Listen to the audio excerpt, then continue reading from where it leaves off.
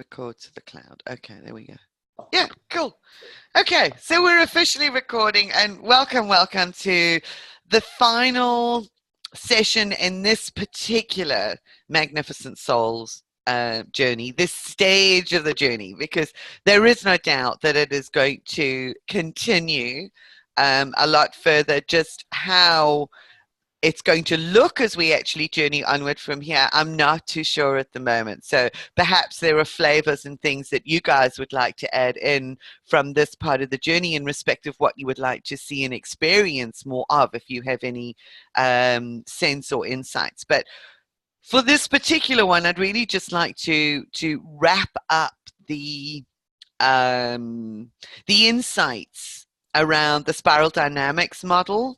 And also, I don't think I discussed this the last time with you guys in the last session, but I think I mentioned it in the email about how I was doing a holodyne process with Bonnie, and I found that I'd connected with the spiral internally, and that it was a very, very interesting process. I didn't discuss it with you, did I? Okay, no, well, that's good, because I think what I'll do is build that into, I'd love to finish this particular series with an actual guided process, so that you guys can then take that away and you can connect with each other and work with each other and actually continue that strengthening process.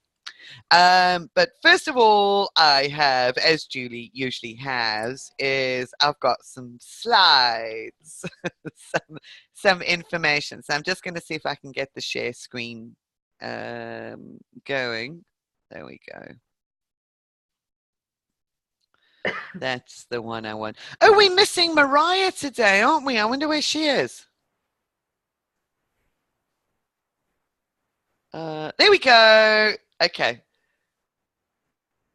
Yeah, Mariah's not here. Oh, well, I hope she manages to join us. Can you see the slides? Yes. Good, good. Because we've had a few occasions recently where some can and some can't, so it's been really, really odd. Okay, so back to the model of the spiral, and one of the things that's really interesting to note, and I just love the way that this is visually depicted, is that if you look at this image, you will see that each level of the spiral contains the levels below it. Okay, so it's almost like this whole concept of ascension, and what I usually say is people go, we're moving from 3D to 5D as we're ascending, and I'm going, well, no, we're actually not, because 5D, if you like, that dimension is inclusive of everything else that has gone before. So we don't move from anything. We transcend and include. And it's the same thing as we're going from, you guys have heard me talk about it before, it's a pet hate. We're going from carbon to crystalline. And I go, no. That's not what's happening. So it's the same thing, and this is just another visual representation. So we tend to view, when we look at the spiral in just a two-dimensional or a one-dimensional format, we see just the hierarchical expansion through the various layers and worldviews as the worldviews actually expand. But behind all of those, we have all of the other memes included and drawn up. The spiral is part and parcel of the journey. So I actually found this little bit of writing that I thought was really useful for bringing in the perspective. And this is, the order of the worldviews is chronological, and it maps both our individual life development as well as the development of human culture as a whole. As individuals, we were born into the bottom of the spiral, and we move up the spiral as we progress through life. No one jumps a level or comes in at a higher level to start with. We also have access to all of the levels that we have experienced. It is important to understand that spiral dynamics is chronological and not hierarchical. So it is a vital aspect of our development as human beings. Even those that come in with a more expansive consciousness, they still have to go through the developmental phases of each level of the spiral in the chronological life. The fact that they may do that in a more compressed time frame, so a lot more quickly than some others would, is of relevance. However, they still have to go through and to become familiar with each one of the levels, because they are aspects of our qualities and the lenses through which we actually engage with life, and they're qualities that we need to be able to draw on. Can I say something? Yeah. I just wanted to agree wholeheartedly with that, and also say that I think that part of that process, because I've been thinking so much lately about the collective mind and the reality of the collective mind, is that you can't help but be exposed to that. And I think that going through the spiral has to do with building enough self-trust to separate from the collective mind and the pressures to function in some of those other levels, so that you can be comfortable in them and sustain them. Because if you come from a family or a culture or a country or whatever that is very orange, for example, I live in New York City. It is an orange city. There's a lot that tells you you're wrong. Yes. And you have to be at a certain level of maturity to say, I don't care if you think I'm wrong, because I understand why it's not wrong for me. Yes, absolutely. Absolutely. But what's also really important, and I remember reading this, and thank you for that, Jennifer, is that what really struck me so much, because I found myself doing this a number of years ago, and I still, to some extent, get a bit dismissive of corporates, is that we need to be able to understand orange and the gifts that orange can bring when it is expressed in a positive way. So in other words, we can access technological advancement in order to better human life and to help improve society. So corporations and innovation and those orange qualities that we see played out in the world often so negatively, they are not wrong. It's just in the way that they're being expressed. And what we can do from a higher perspective is come in and say, there is so much more that you can actually do with this technology, with this creation, with this invention. And in fact, I think we are beginning to see some of that, where we're seeing some really amazing technologies being created, but the lid has been put on the accessibility of those technologies by the average human being. Those are the things that are going to change with the increasing expansion of consciousness. And seeing what's being expressed through cultural purview versus natural temperament, and where you are in that place. That's an interesting point. And maybe that's where we actually take this in the next stage of working, because this is to a large degree the cultural temperament and cultural influences. We have personality aspects that overlay and either amplify or diminish some of the effects. And even beyond the personality, there's just core temperament, right? Because personality is an amalgamation of those things. Yes. So we have a lot of other influences that can moderate and impact how we see, how we act, and how we influence the world. Thank you. So that's great. So we understand that it is just absolutely necessary to go through this. Memes, we see that word being thrown about so often at the moment, especially in social media. What is a meme? A couple of years ago, this wasn't a word that many of us were actually familiar with. Well, the definition here of a meme is a self-propagating unit of cultural evolution, which is interesting. So it becomes something that people take on board, and it actually gains in strength the more people that are actually exposed to that particular meme and absorb it into their framework of experience, if you like. It's like I've heard it also described as like a mind virus, a thought virus. So it's something that influences the way that we think. but they are not necessarily free-floating entities. So red is not better than purple. Red is part of a hierarchical, not the hierarchical, a chronological system or a melded system that incorporates the memes of the other levels of the spiral as well. So those cultural memes, if you like, are inherent within each level of the spiral. And they influence the evolution or development through the spiral when they are taken on board. And we begin learning those cultural memes as we actually develop and grow through life. So it's very interesting to start watching, you know, kind of like on Facebook and all of the rest of it, is what are the memes that are actually taking hold? What are the messages? What are the strongest influences out there in social media at the moment? Do they slot into the orange? Do they slot into the blue? Do they slot into the green?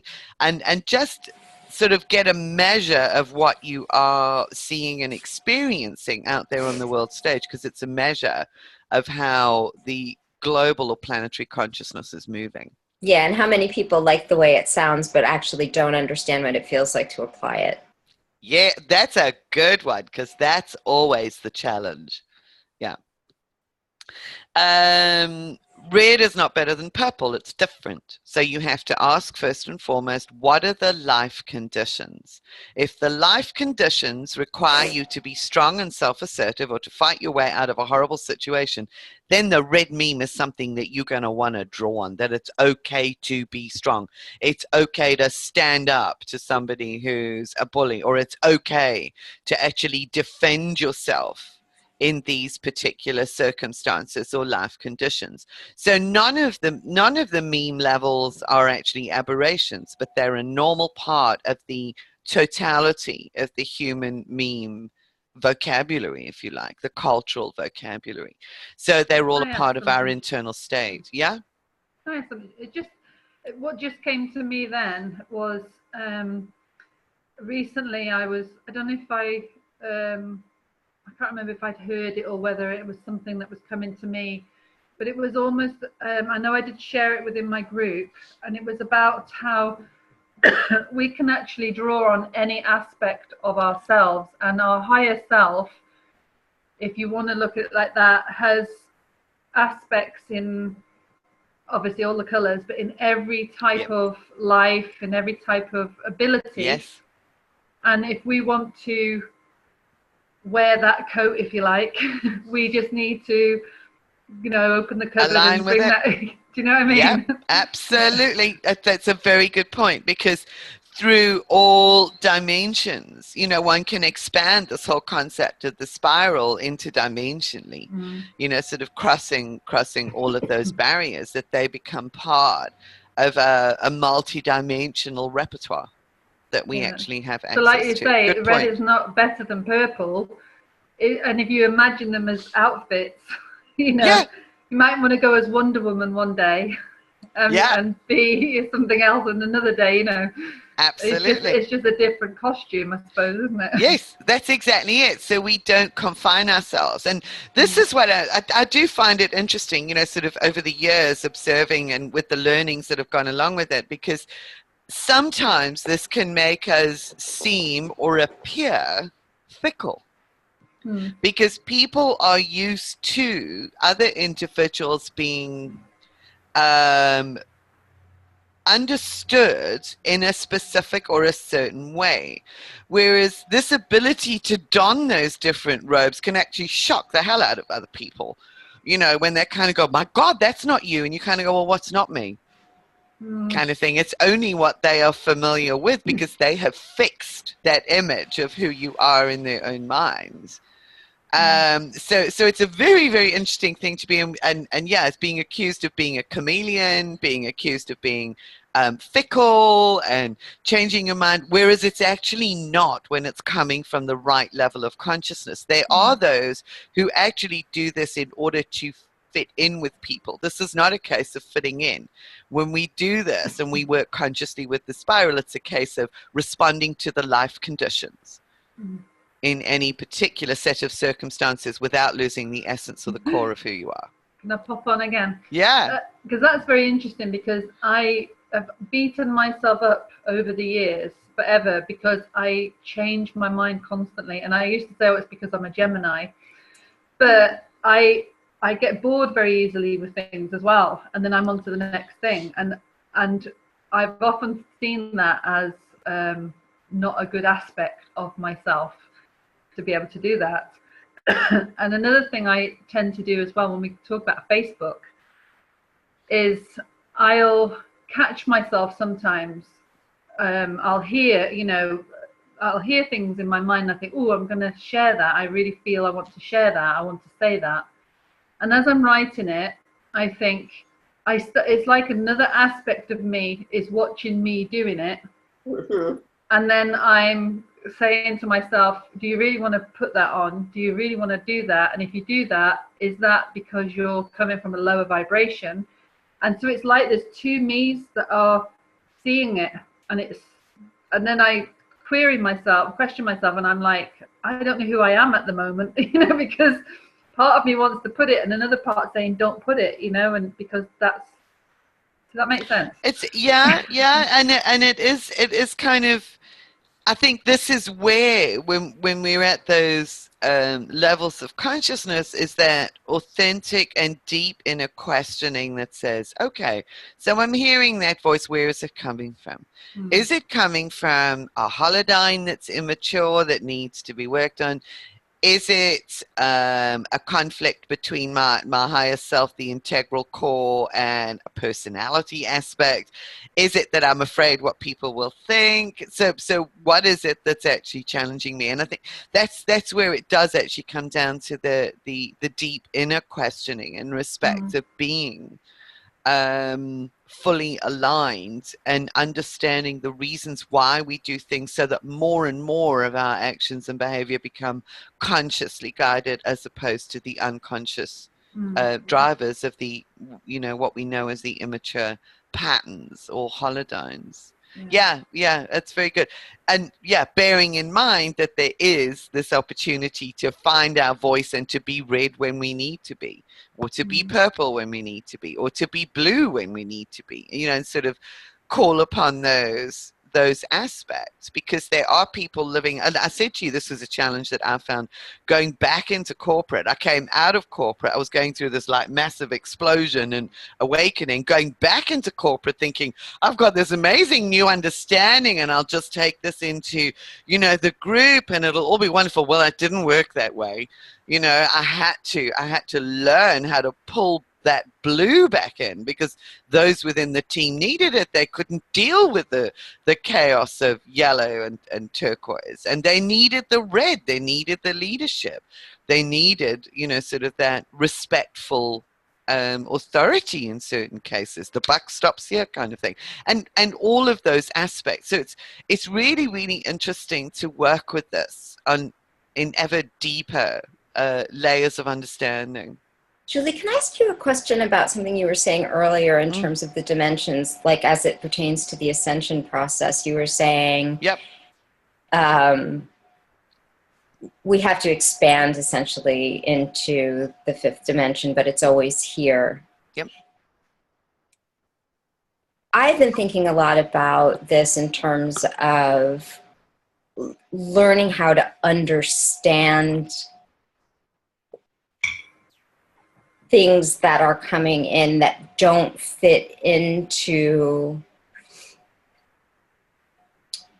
a fund of knowledge that we've had before, and how to create a language for that, because it feels like it's so much a part of what's happening in this moment in the ascension process. And I guess you could talk about that in terms of dimensionality, right? Because we're getting it in different ways. And I'm wondering how you think about that, because you have such a structural mind, and clearly we've all found ways to integrate new information, but does it fit into this spiral, or is it something Well, to me it does, because the spiral keeps on expanding. You know, they've got the emerging coral as the next level in the spiral, which is a completely, you know, it's a creative aspect. It takes us into the fullness of compassion and new creation and birthing. You know, and that's the nature of the color coral as well. And my perspective on that is that there are certain things and aspects of life that cannot be languaged in the way that we are currently locked into the communication aspect. I mean, it was like, for instance, with the diamond light codes.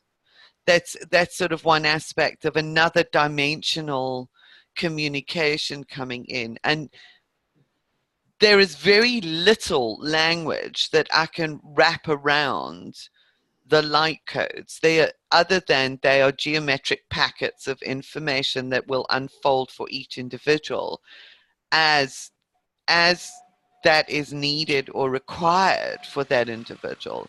So there's a huge amount in there that is beyond language, that is more conceptual. Because one of the things that I've been doing as I've been doing my own writing is going through the last 3 years of recorded information that I've kept. I've thousands and thousands and thousands of pages. I mean, a lot of it is about dreams. And I've realized that there are different categories of dreams, some of which are visions, some of which are explorations in time and space, some of which are just daily run-throughs.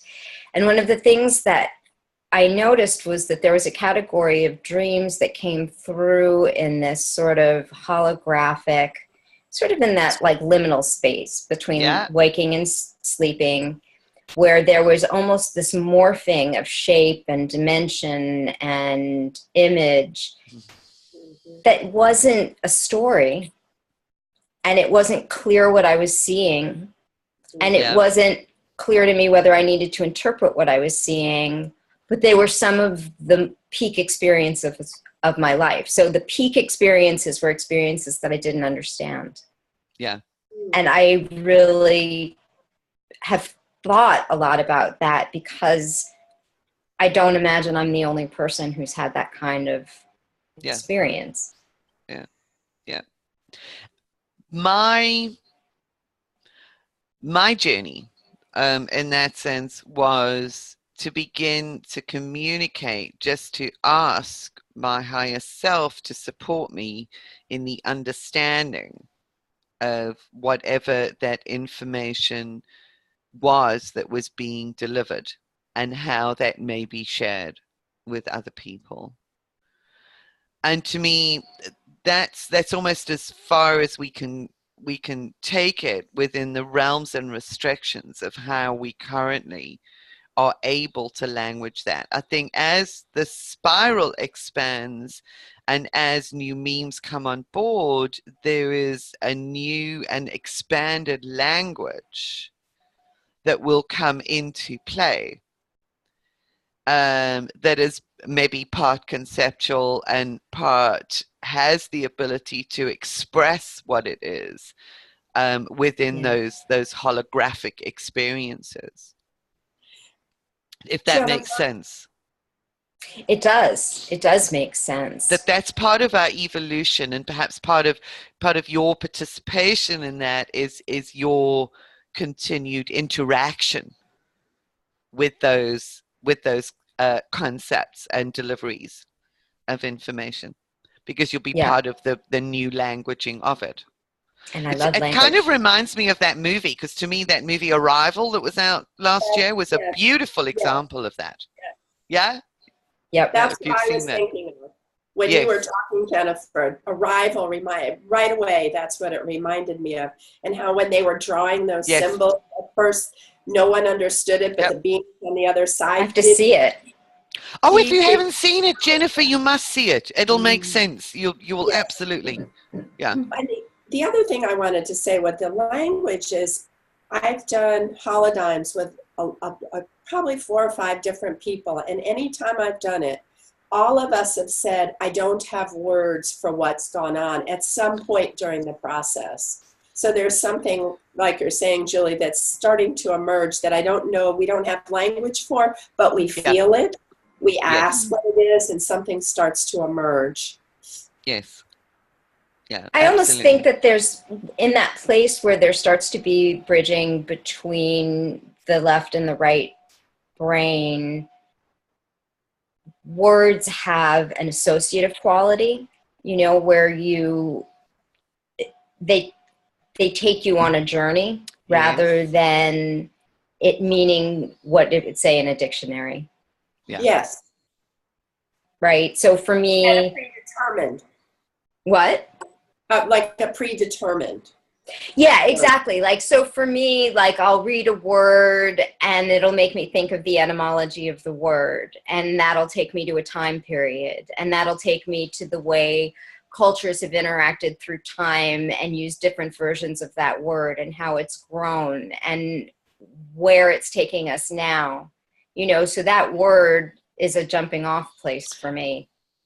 And what you're saying is really interesting, because you'll find very often that with the words that there are different associations depending on the meme collective and where the individual is in the spiral in respect of receiving that word. Yeah. Yep. Yeah. So, you know, I think that it's wonderful in a group like this to be able to say something like this and have a bunch of people go, uh-huh.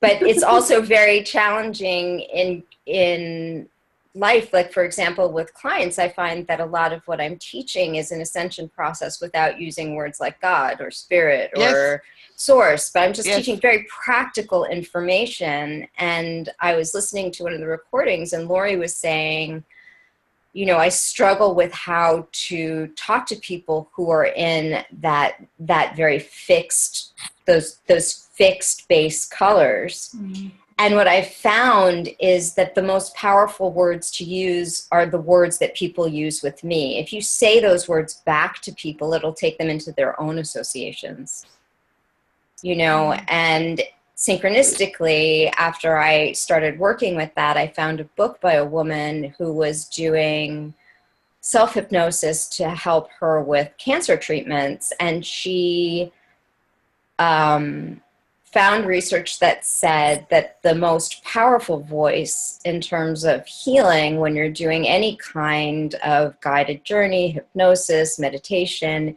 is your own voice. Right? So it makes sense that it would also be your own words, because we've got such embedded associations in words we use every day that when somebody says it back to you, they're saying back those associations without even realizing they're doing it. Powerful insight. Yeah. Thank you, Jennifer. Wonderful.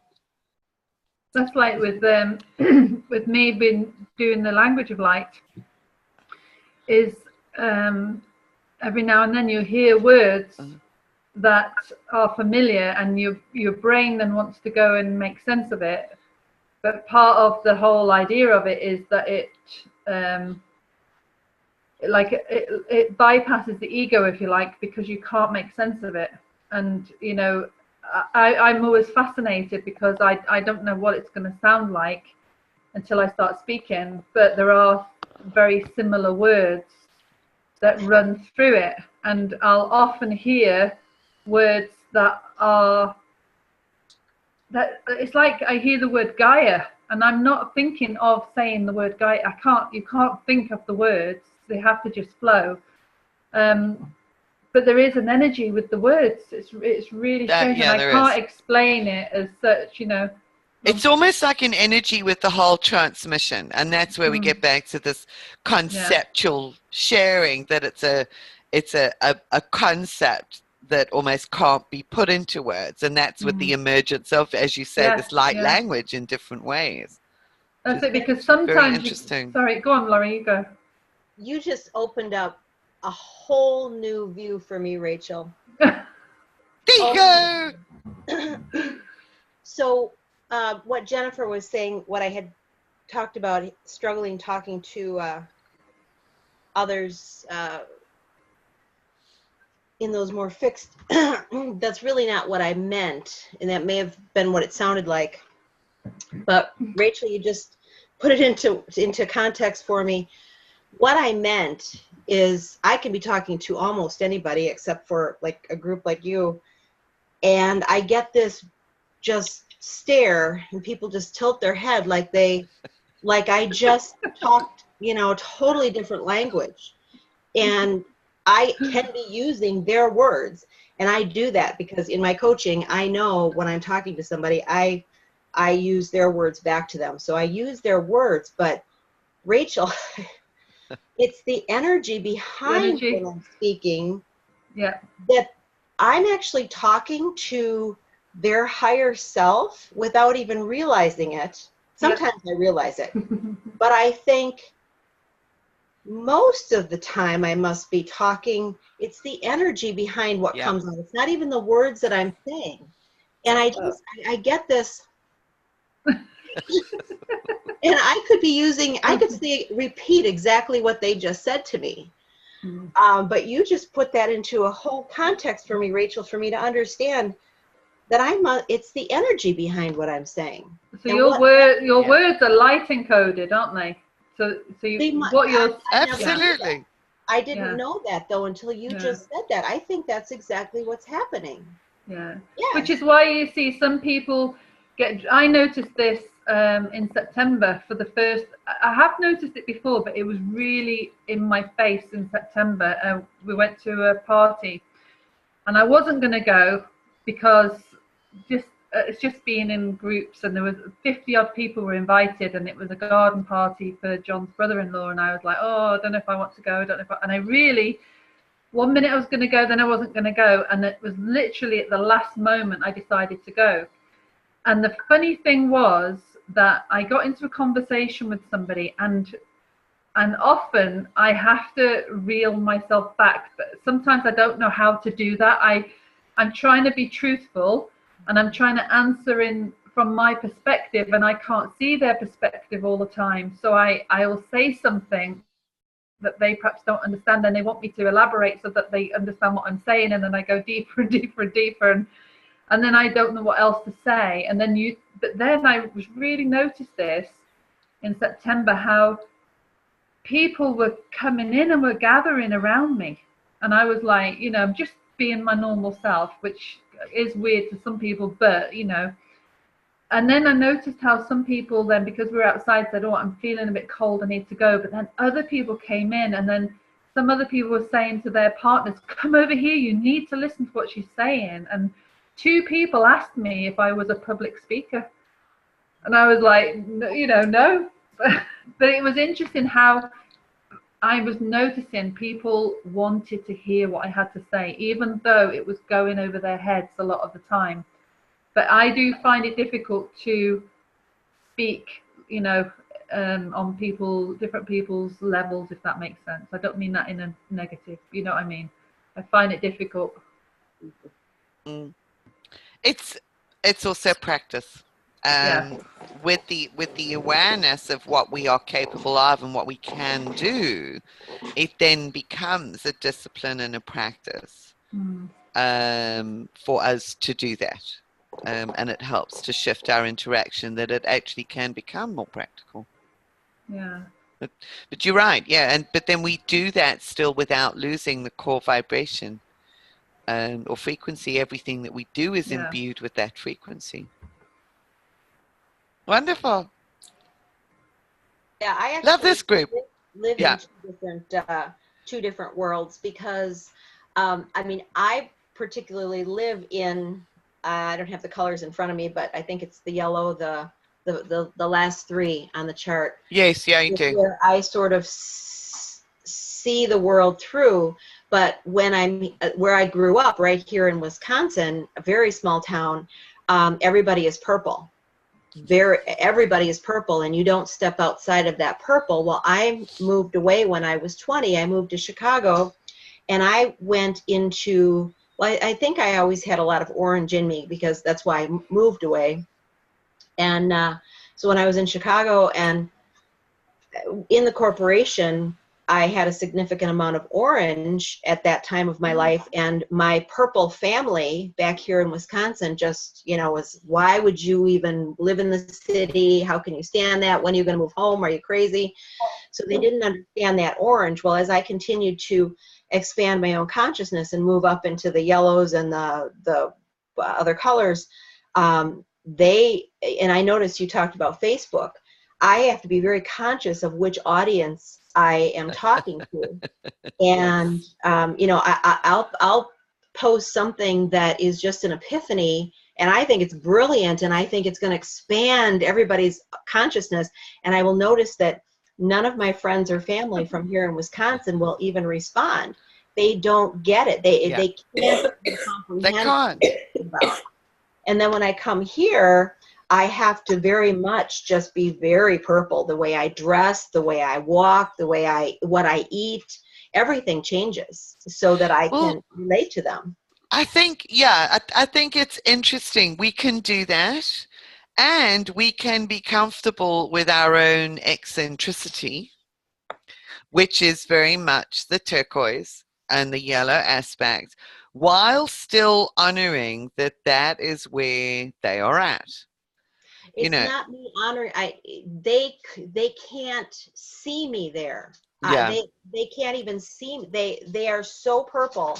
Yeah. And all of them, and that's interesting because that's the group. The group, and Yeah. they are, and they all do exactly the same thing. They cannot see. They could see me when I was in orange. They didn't get it. They didn't like it. Yeah, but they could see you. They can't even see me in the other colors. Okay. So I have to literally change my whole vibration in order to be whole family stopped speaking to me when I started doing this writing. They all just were like, you are crazy. You are full on crazy. Yeah. And it was hard for a while because I really had to make a decision about whether I was going to keep straddling that line. Yeah. And after a few years, I said, no, I'm not, because it costs me. But I think if I lived in Wisconsin, I would straddle that line, because how much do you want to work at being a person in the world? Just walking down the street, going to the store. I have enough around me that supports me so that I don't feel like I'm in an invisibility cloak all the time, but I've worn it and I know exactly what you're saying, Lori. It's really a weird feeling where it's like, hello, like I'm talking to you and I'm saying actual real words that mean real things, and you're just Yeah, I know. We've all got our own invisibility cloaks, I think. Yep.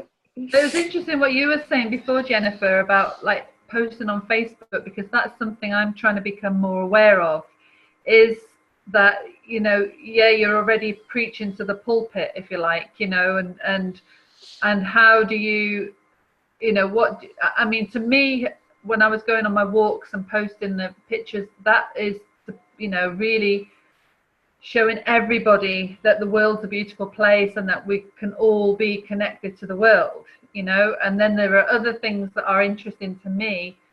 And even people, and this is the thing why this group is so important to me, because even people who are, awake, or in groups already, still don't get what I put up. And I've been going backwards and forwards. Do I put up what appeals to me and what it will resonate with other people who are maybe thinking in a similar way to me, or do I then only post for people who don't get me? And so that is part of one of the things I came off it for a little while, but it is one of the things I don't want to not be me. No, and I think that's really important, is that you hold that balance. And that is where sometimes I think I post a very eclectic mix of stuff. Yeah. that runs the gamut, and I kind of go, oh yeah, I like that one, you know, and other people will like it, you know. And I look at sort of the friends on my personal page, and I don't confine at times some of the more expansive consciousness stuff just to the groups. I'll stick it on my personal page and go, well, it's okay, because I think everything that we feed in, and this is where it's be true to yourself. So if there's something that actually aligns with you, then do it. So the people who are meant to connect with that frequency, well, that's exactly what a tribe to do that. I think you do need at least a small core group of people who can see you, to feel safe enough to deal with the dissension that comes when you post things that nobody understands. But Rachel, what I did want to say about the posts of your pictures of whales and your nature walks is that while I can see where they would be more digestible to a wider group of people, I would see those posts and think, what are those trees saying? You know, or what does the land feel like there? Or, you know, how is the embedded history of that place speaking to Rachel as she takes that walk? You know, so it may not have taken everybody to the same place just because they were looking at the same picture. Yeah. And that's, again, it's the filters we're looking through, isn't it? You know, that's the whole thing, isn't it? I was going to say something else about that, and I've totally forgotten what it was now. But that was what I was going to say. I mean, part of what I am also trying to do for myself, because I've noticed it, and I did post something today about it, is even though I don't post things for likes or hearts, when I get them, I like, oh, that person likes that, you know. But I don't want to be somebody who posts wanting likes. I want to get to myself to a place where I don't go, ooh, so-and-so like that. I want to be neutral, completely neutral. If they like it, they like it. If they don't, they don't. I don't want to get a reaction from that. Do you know what I mean? I almost think that's what Facebook was for me for a long time. It was like exposure therapy. It was a way for me to start using my voice in a way where I could distance myself from people's reactions and learn how more and more and more to say things and then step back and say, it's okay. It's okay. Or I'm not going to say that. And that's also okay, you know, and to use that in making choices in my daily life and also in ascending in my own confidence and self-esteem, because I think so many of us have been misunderstood. That there's a habit around, of course, feeling good when somebody says, I like you. It's a validation. Or I like what you're saying. I mean, the validation, of course it's going to feel good when people have mostly looked at you like you have 8 heads in your life. So, I mean, I think it's okay to like it, but also to have that parallel process going on inside of yourself and say, is this dictating what I do? That's it. Yeah, exactly. Yes. Very well put, Jennifer. And it's that distinction that we make within, and it is our consciousness that supports us in making that distinction.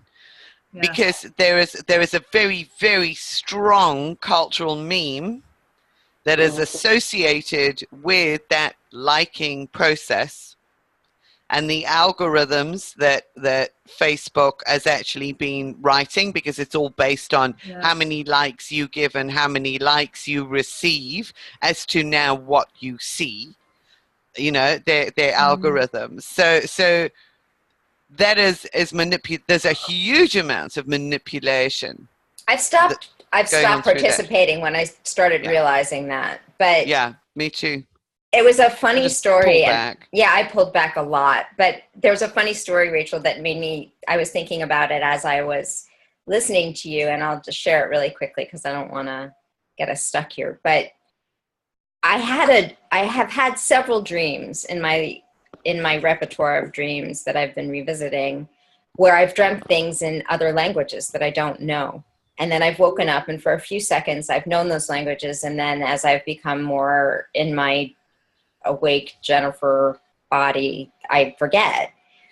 And there was one that happened recently where I was reading to somebody from a book in German, and I was having this conversation in German, and I had no problem posting about that because I thought it was a really fun experience. But I have a friend, bless her heart, I love her, and she's been such a good teacher for me. But as soon as I posted that, it was an opportunity for her to promote her platform, which is really weird to a lot of the people I went to college with, to my family, to my friends. And of course, there was this moment of, oh, this is going to make everything so much harder. I shouldn't have opened myself up to that. And then I said, no, it's good that I did because it's real, you know, where they don't have to like it. But there have been so many times in my life where I've done things that were unexpected or not approved of, and I haven't given a fig. When I came out as, you know, like, I'm marrying a girl, it did not matter to me at all. But somehow spirituality is like I'm saying something like really taboo, you know, and I embrace those opportunities at the same time that I acknowledge that they make me uncomfortable, you know. So when she started talking about being a reptilian, I was like, my mother is going to have a heart attack. She's not, it's like, and I'm going to hear it. I know it. And then I thought, you know, that's all right. That's all right. Yeah. Yeah. I think I've actually schooled my mom over the years. We've had many discussions about all sorts of things like my that. mom won't talk about it. She'll she just try looks. she'll look and then she'll say, you know, you should really spend more time with your stepbrother. You know, they ask for you all the time. And I'm like, I bet they do. That's wonderful, Jennifer. Yeah. Thank you. Yeah. But I think that's, Lori, you talking and listening to you, Jennifer and Rachel, it just, in some ways, I was thinking, wow, I've been so fortunate. My kids tell me, who are in their 30s, you know, Mom, you've always been that way. But I moved from, oh no, I lost my battery. You're still there? Yes, I think I might be. Can you hear me? Yeah. Yes, we can Yeah. still hear you. I have to plug in. I moved from up. Oh, Ah, she's disappeared. I noticed before that when Bonnie went, Mariah came on. Isn't that just so strange? Mariah, you're there. Can she only come on if Bonnie's not there? No, I can hear Bonnie talking in the bedroom, but she doesn't realize that she's not online. It's been a strange entry as usual. I couldn't. Hello, Mariah. Hi. Yes, I can be on. Welcome. Lovely that you're here. Thank you. You It can't sounds get the visuals though. Yeah, well, I've got the, no, I finally got in. I was getting some congestion on the meeting, and it said you were already holding the meeting and you were in another place, and I couldn't get on. So That's just so I strange. thought, well, what's new? Yeah, I know. We're glad you're So here. you can disregard, Rachel and Julie, the message about where's the link, because nothing was working, and Natalie sent me 2. So Okay, wonderful. thank you. Okay, I think Bunny will sort of pop back on in a moment. But in the interim, so let's just have a look through these summary slides just to kind of pull everything together, because it's really what we've been talking about, is that the whole spiral with its assortment of meme codes is inside of every individual. So even those who are only expressing through a certain lens actually hold the potential for more. So even when you're talking to somebody and you've got this glazed look in their eyes, the frequency is still acting as a trigger to perhaps initiate a transition into another level of their own inner spiral. And that's just a wonderful way to actually look at it.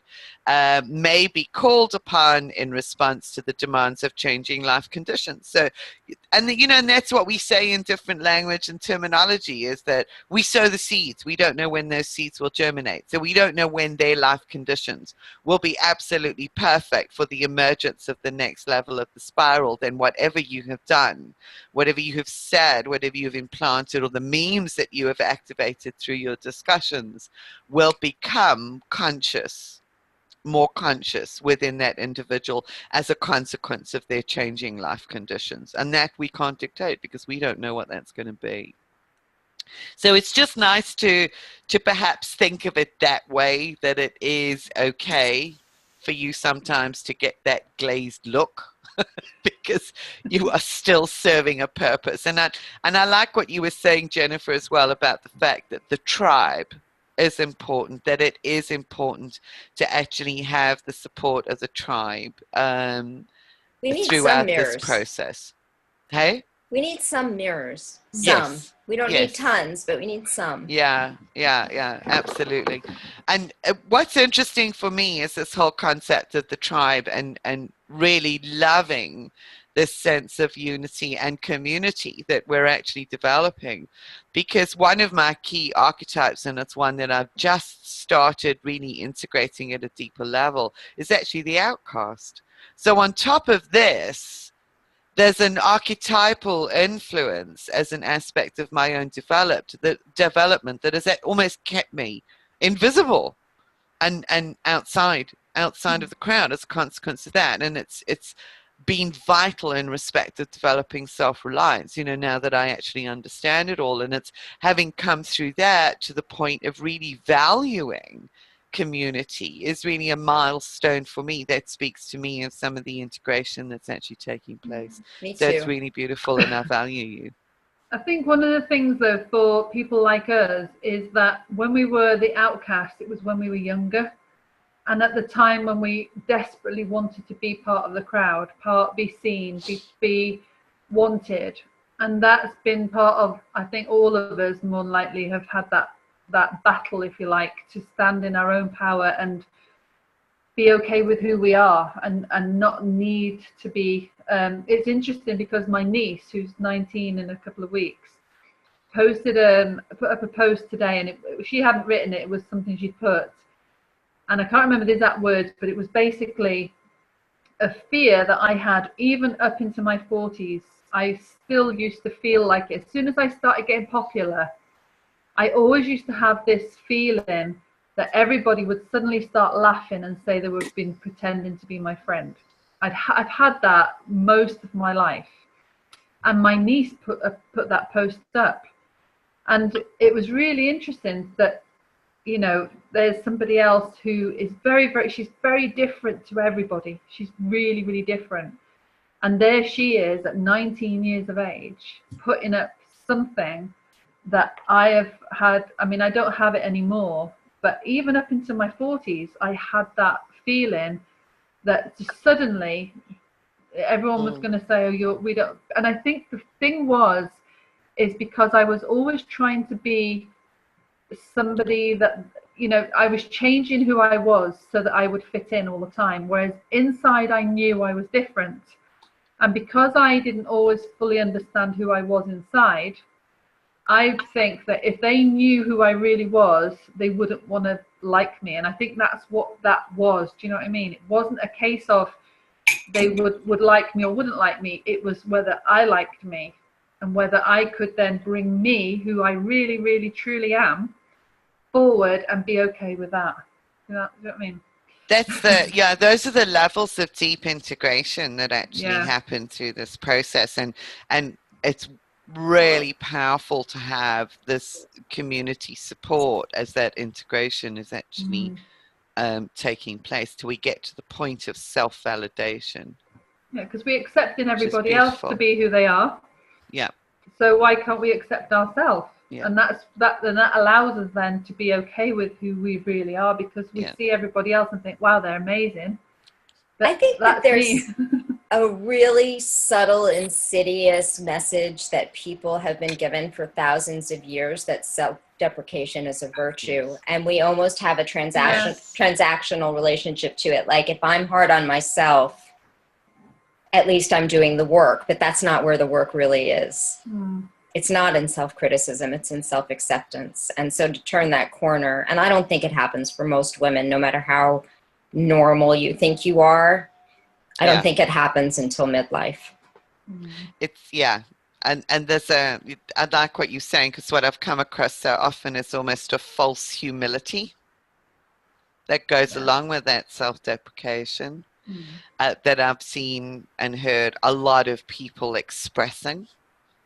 You know, I'm so humbled. I'm so humbled to be the chosen channel. They've got a lovely saying in the northeast of England that goes, "Get over yourself."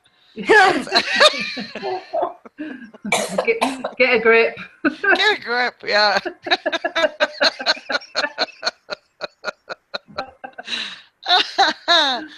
Okie doke. Right, so I don't need to read the rest of the bit on this slide. Have you guys got it?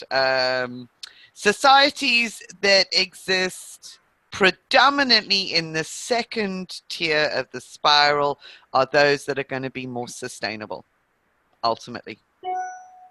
Okay, where those are the governing values. It doesn't mean there's no structure. It doesn't mean there's no industry. It doesn't mean there's no creativity and innovation and all of the rest of it. It's just that these are the overarching values. They are the ones that are actually way more sustainable, where everything is done to further the advancement of the entire community. This it's just another way of looking. So you've got the first tier levels. If you guys would remember that the first tier levels are all of those up to green, and that between green and yellow you've got the bridge from first tier to second tier. And this is another way of recognizing first and second tier filters, if you like, is that the first tier levels are all based in fear. And they correlate with the 5th to the 7th waves of consciousness. The second tier levels are based in love, and that's where we get the transition into the 8th and the 9th waves of consciousness with Carl Kalleman. So you can actually see sort of everything that drives the decisions by individuals, even all the way up to green.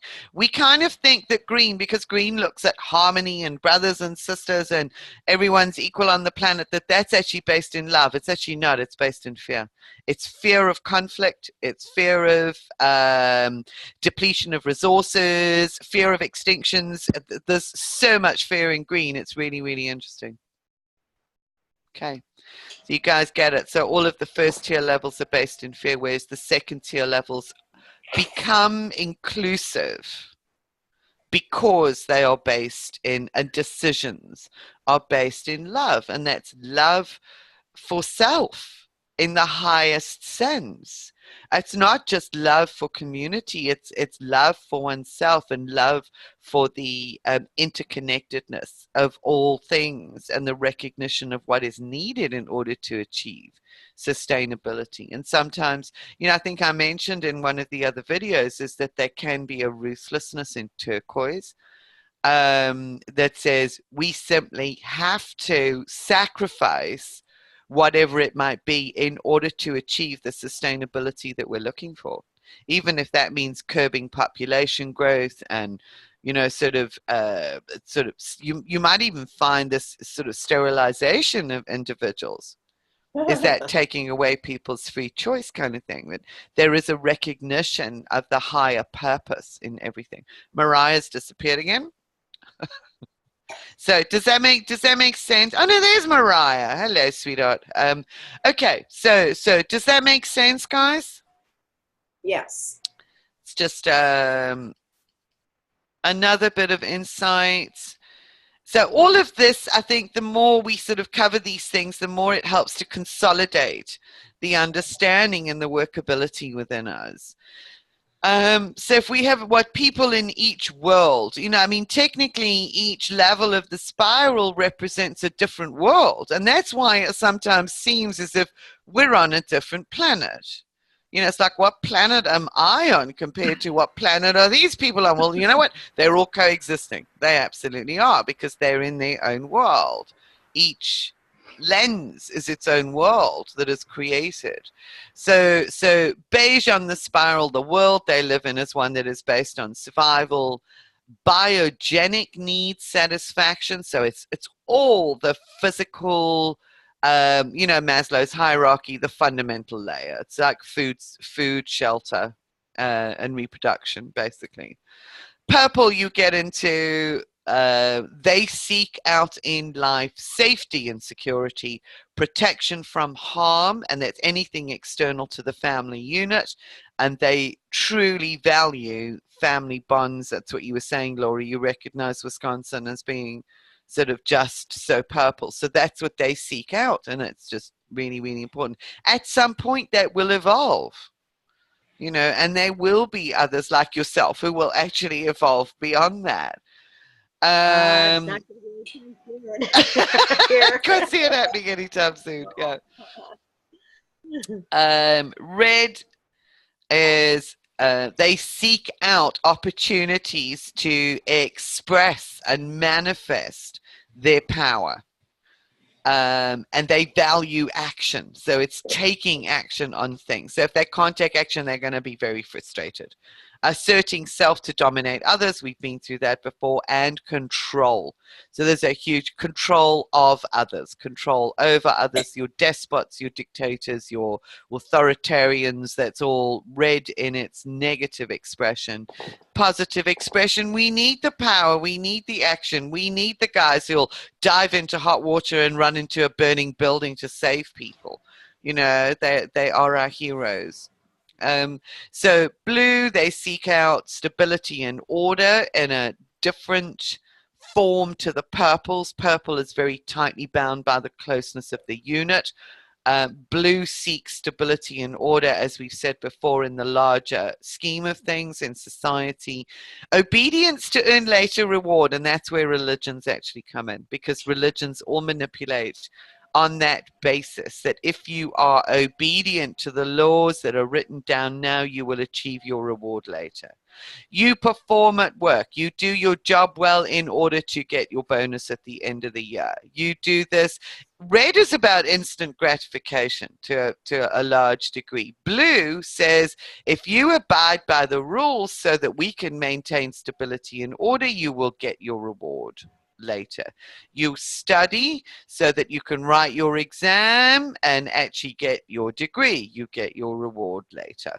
But it's all about obedience to a set of rules, laws, or regulations that has been dictated by other human beings, if you like. And it's about the need to find meaning in some way, shape, or form. That's what they seek out. Orange, as we said, we recognize orange: opportunity, success, competing to achieve results, and influence. And there are times when competition is actually not a bad thing, because it forces us to strive for our own personal best, especially because orange is an individual value system. It's individually focused, individually orientated. But it's influence and influencing others, which is where you get a huge amount of manipulation coming in with orange. So you can kind of see how Facebook has become a very, very orange meme that is manipulating, or structure that is manipulating society through the memes that are being produced. Green is about harmony and love. They seek out harmony and love. They don't like conflict at all. Joining together for mutual growth. So you do find a lot of tribes being created around and within and through the green meme. And that's what we were all saying at the beginning of our gathering, is that even those groups that we used to be part of, we can't find that resonance with anymore. So there's a need for support at a different level, because the joining together is not necessarily for mutual growth. in the old soul's perspective, it is supporting each other in being the best selves that you can be. So we're not looking to others to prop us up. We're actually looking for the support while we go through that self-initiated, self-aware, consciousness-driven integration process within, which comes from the yellow. So you can kind of see how green becomes turquoise in its higher expression. So this is a tribe, but with a very different focus, a very different essence, a very different energy. Yeah. I think that's why it's so frustrating when you see Facebook being the way it is. Like for me, there are very, very few people around here that I can connect with. So most of the people, if not all of them now, are mainly in America. Yeah. You know, yeah. so yeah. Facebook is like my way of being connecting. Like, you know, I would go and see somebody have a cup of tea or something. And part of me is not frustrated at the fact that there aren't enough people around here that I can connect with, because I really have tried, although I'm not somebody that tends to be very, very social. But it's nice to be able to have a conversation with somebody and just be yourself and say the things that you're not having to think, can I say that? Can I say that? Just speak, you know, like when you were here with me, just speaking, and it just then expands and expands, and it's wonderful. Yeah. And to a certain extent, Facebook gives me that, but at the same time, it really doesn't, you know, so it's difficult. It's trying to find it's almost that balance. like it's a springboard into deeper, more meaningful conversations. Yeah. And I think that is where we find the value in the technology that we have, and being able to do these face-to-face over the internet. Yeah. What would we be? How would we be able to find our tribe? If you like, because 98% of the world's population is in first tier levels. So that leaves 2% in all of the 7 billion people. It's like needles in haystacks. Yeah. The reason why we are able to engage is because of the technology, you know, sort of because of the orange, where we can begin to filter out. So we try the different groups and we kind of go, yeah, that's not quite aligning. It's not quite fitting, until we find those with whom we do have that influence. And it's okay if they're on the other side of the world. You know, I mean, how wonderful is that? Yeah, you often forget that there's a time difference. Yeah, I know. Yeah, I know. I'm traveling. I've got to think all the time, because then I'm doing alignments with somebody who's in Central Time. And I did that the other day. I put it the wrong way around in my diary. I put it an hour ahead instead of an hour behind. I'm just, oh God, yeah, I really got to. Where am I? Interesting. Okay, so you get it, and. Yellow, we talk about the self-worth, and as I said to you before, there is this wonderful relationship between the colors, the energy centers of the body, and the memes that are actually associated with the spiral, how they are placed. So you find the sequence of colors in the spiral is not exactly the way that we sequence them within our body as we go up the rainbow colors of the chakras, for instance. However, there is a logical developmental process that occurs. And I think I've mentioned to you before, I'm not sure, because I do mention it, is that yellow, which is the solar plexus center, it is the center of self-worth, is often the last of the chakras to actually mature. Okay, so it's only later in life that we develop that really strong sense of self-worth, and we calm down that self-critical voice and align inner being with integrity and authenticity. So you'll see it kind of goes like purple crown down to red the root. But that makes perfect sense to me, because babies are born with their crown wide open, and they're born with that connectivity to the spirit world and to spirit beings. And then we need to come down and learn what it is to be in the physical body and develop the root chakra. Okay, and that action and power and how to work with our life force. So it comes goes right down to the bottom, and then it comes up to the throat. And this is where we begin to learn to use our voice. And when do we do that? From the very, very early age. It's like, well, I have a voice. What am I going to do with it? What am I allowed to do with it?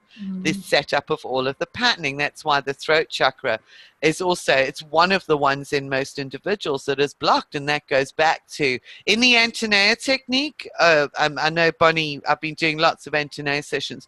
One of the reasons why a lot of people have blocked throats is because it's been actually blocked for so long. This goes right back down to when we actually first learned to speak. You know, just sort of age 5. This is age 5 on the body. And learn to express ourselves in different ways. And then we come down to the sacral, which is how we actually work with our creativity, how we begin to develop our sense of self and the autonomy. And that's why that's where the teenage years come in. And then we come up to the heart, where we become part of a bigger community. We begin to recognize our place in the world. Then we come back down to the solar plexus. And this is where we begin to really develop our balanced sense of worth. And turquoise actually links in with the high heart. So it's actually between the heart and the throat.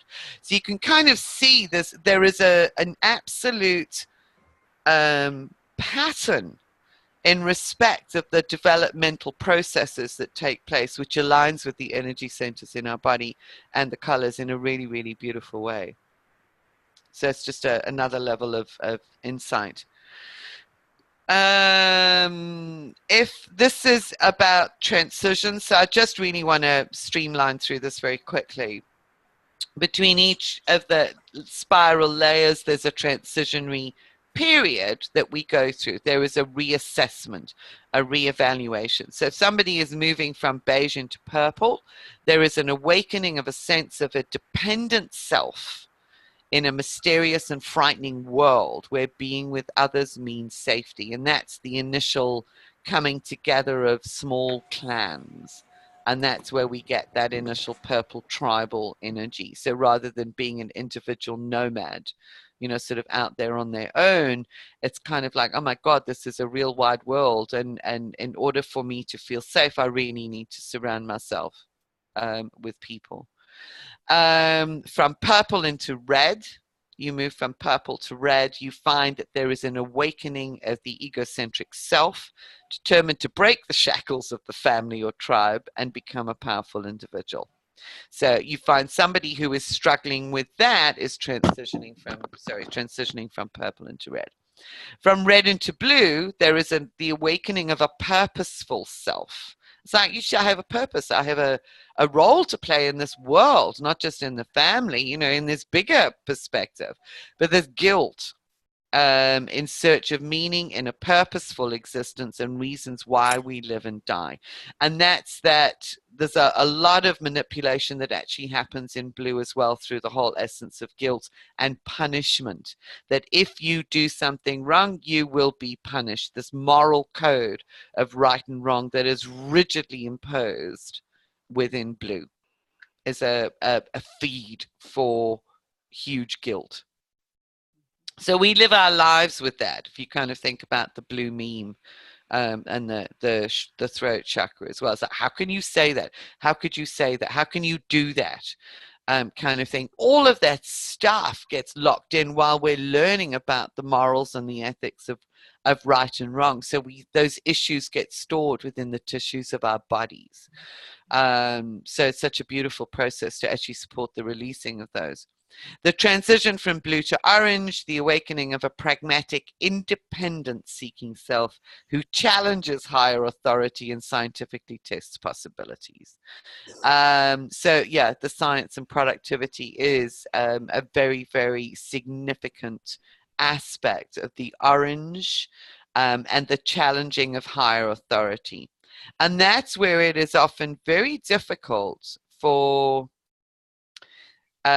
true surrender and true listening to the voice of our higher self. This is one of the challenges that through our expansion of consciousness we need to overcome. Because number one, in blue, we are programmed to listen to the voice of higher authority. Here we start challenging But that voice of authority is external to us. It's not internal. We're not allowed to have our own voice of authority internally. So we actually are listening to something external. In orange, we begin challenging it. But when we challenge it, we reject authority completely. So where there's still a fair amount of orange in the profile, you often will find that there is a rejection of the inner authority, the higher self voice. So there's a real difficulty in surrendering to the true voice of the higher self. It's either looking for an external authority or disregarding it completely, if one's jockeying between blue and orange. Do you often find a residual of this in the green? It's going back to looking for another authority. And when you get into second tier, there's a lot of resolution that needs to take place down here, because for many people, the act of surrender, which is viewed as passive surrender to authority, because that's what blue is. Blue is passive surrender to authority. Whereas in the higher consciousness levels, our surrender to our higher self-authority is an active process. It's an active decision and an active process. So often, a lot of that has to be challenged till we get to the point where we will act on the voice of our inner authority. Does that make sense? Yeah. Okay, so when we get the transition from orange to green, we find the awakening of a sociocentric self rather than this ego, personally centered universe, who strives for belonging and acceptance. That's a key word of green. Somebody who wants to be accepted, therefore they will actually alter the way that they are with others in order to derive acceptance from that. And that is different from the chameleon-like adaptive, flexible abilities at the turquoise level. So here in green, it's driven by acceptance and the need to discover spirit, inner harmony and peace. You can see how every single one of these is vital in the journey. Green to yellow is the awakening of an inquiring, interdependent self who no longer needs approval, yet can collaborate when appropriate with diminishing compulsions or fears. So you find that's why yellow is so difficult, because yellow requires us to go back and to address all of the fears that have been an aspect of the mean collective that we have taken on board through our inner spiral and through the development of life. So even when we are exhibiting and showing that our lens in life is a very, very clear yellow, it does not mean that we're operating from a fully integrated yellow. That's our key filter, our key decision-making lens, if you like. However, there is a huge amount of life integration that needs to take place. And there are many, many cycles of integration that then take place within yellow. So we can spend years integrating within that. And yellow turquoise is the awakening of an experiential self who seeks ways of being that use knowledge to restore natural harmony and balance. So it's not just intuitive, it is a balance of the wisdom of the heart, the wisdom of the knowing, the concepts and everything else, along with the knowledge that has been gained through life's journey. And that is why people, they can't be born with that huge blinking turquoise spike. The seed for the turquoise is there in their consciousness, but it requires this chronological period in order to be able to develop into it fully, so that we can exhibit and manifest in our lives all of the positive attributes of every single one of those mean collectives. Okay. And what I've done, Jennifer, if that's okay, I've got the slide again with everybody's charts on, and I've added Jennifer in here so that you can see so the differences in the profiles. You know, how for some there is sort of there are one or two lenses that are more significant and stronger than others. So not everything is equal. And also, if you look how some people have a greater ability to access that personal power, if you like, and to stand up in the face of conflict or challenge. Some people do that more easily than others. You know, and why for some it really, really is difficult. You kind of see, I told you about the circumstance I had at work. Well, yeah, So or sometimes there's a life that's required it. Yes. Yes. Yeah, absolutely. You know, there's a life that's required you to develop that. Yeah. And if it isn't, and it hasn't been developed, that's something that we need to resolve and bring back up the spiral to strengthen the spiral. So the spiral within, which is really interesting, is it's dependent upon the very foundation. And one of the things that I've said is that if we have a fracture down at this level, at the purple level, where sort of hugely dysfunctional family, you know, emotional abandonment or really severe abuse, it fractures the spiral. So you end up almost with this schism that runs through the entire spiral until you actually get up here to the yellow and turquoise, when you're able to go back and do all of the mending. But it creates a lot of instability through the rest of the developmental phases of life if that schism actually isn't mended. So it's really important to and that's why I think I have such a thing about conscious parenting, you know, is that to me parents should at least be up here on the spiral before they started thinking about having kids, so that this can be developed with a greater degree of consciousness and understanding in order to support the building of more harmonious global cultures and societies and more sustainable societies. You know, in that way we will actually do away with a lot of the violence that we actually see, because anything that comes from the negative attributes, you'll see in the printed document that I've given you guys, the PDF doc, you'll see all of the negative attributes of each of the spiral. Anything that actually threatens an individual where their life conditions have not been met appropriately while they were developing the memes within a particular level of the spiral, anything that actually threatens that will result usually in violence of some sort.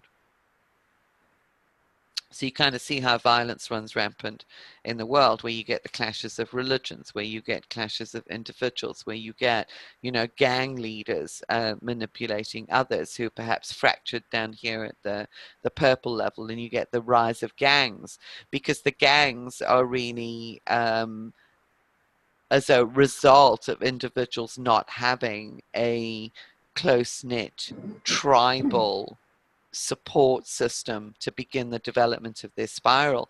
So by the time they get into testing the red, they've already got a schism in the purple, and they're looking for ways to correct it. And that's where you actually find the gang culture, so, you know, sort of being established, and a lot of violence around it. So there are so many levels of exploration that we can actually undertake with just the fundamental information in the spiral. And I think sort of between now and when we have an opportunity to reinitiate and bring the group together in a different way, it will be really good to explore different ways in which this might be applicable, or you could see it becoming useful, where you can use it in your own life and use it with others. I know that you have done already. So I don't know if there's any insights or inputs or sharings that you'd like to pop in with at this stage. Well, for me, as you were talking through on the last slide, the last two slides, talking through the transition from one color into the next, I could see exactly where I was in my life through each of those on that journey. I could tell you exactly how old I was, what was going on in my life through each of those.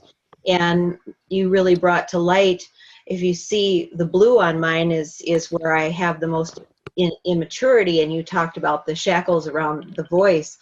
And I think, I mean, that's always been true for me in energy work. You know, that's my weakest chakra is the voice.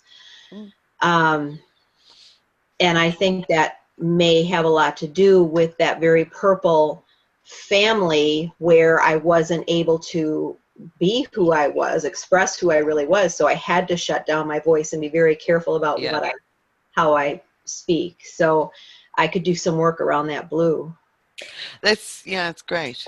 I'm confused. I think I might have missed that part. So the chart is indicative of not just the ways that we choose to express ourselves, but levels of like how we hit developmental milestones and where there's less maturity that we've integrated. Not necessarily. What we may find, and we would need to examine that from our personal perspective. So me, for instance, on my chart, one of the things I had to do was to come back and look at this and go, is my purple low because it's not something that I really need that much of at the moment, or is it low because it was underdeveloped?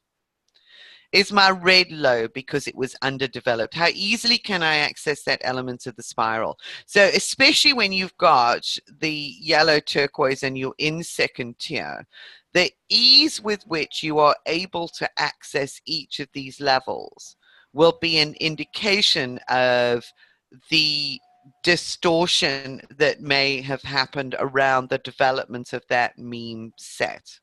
Does that make sense? So in looking at this, there are certain colors that contain each other. So is turquoise a higher octave of blue and green? Yes.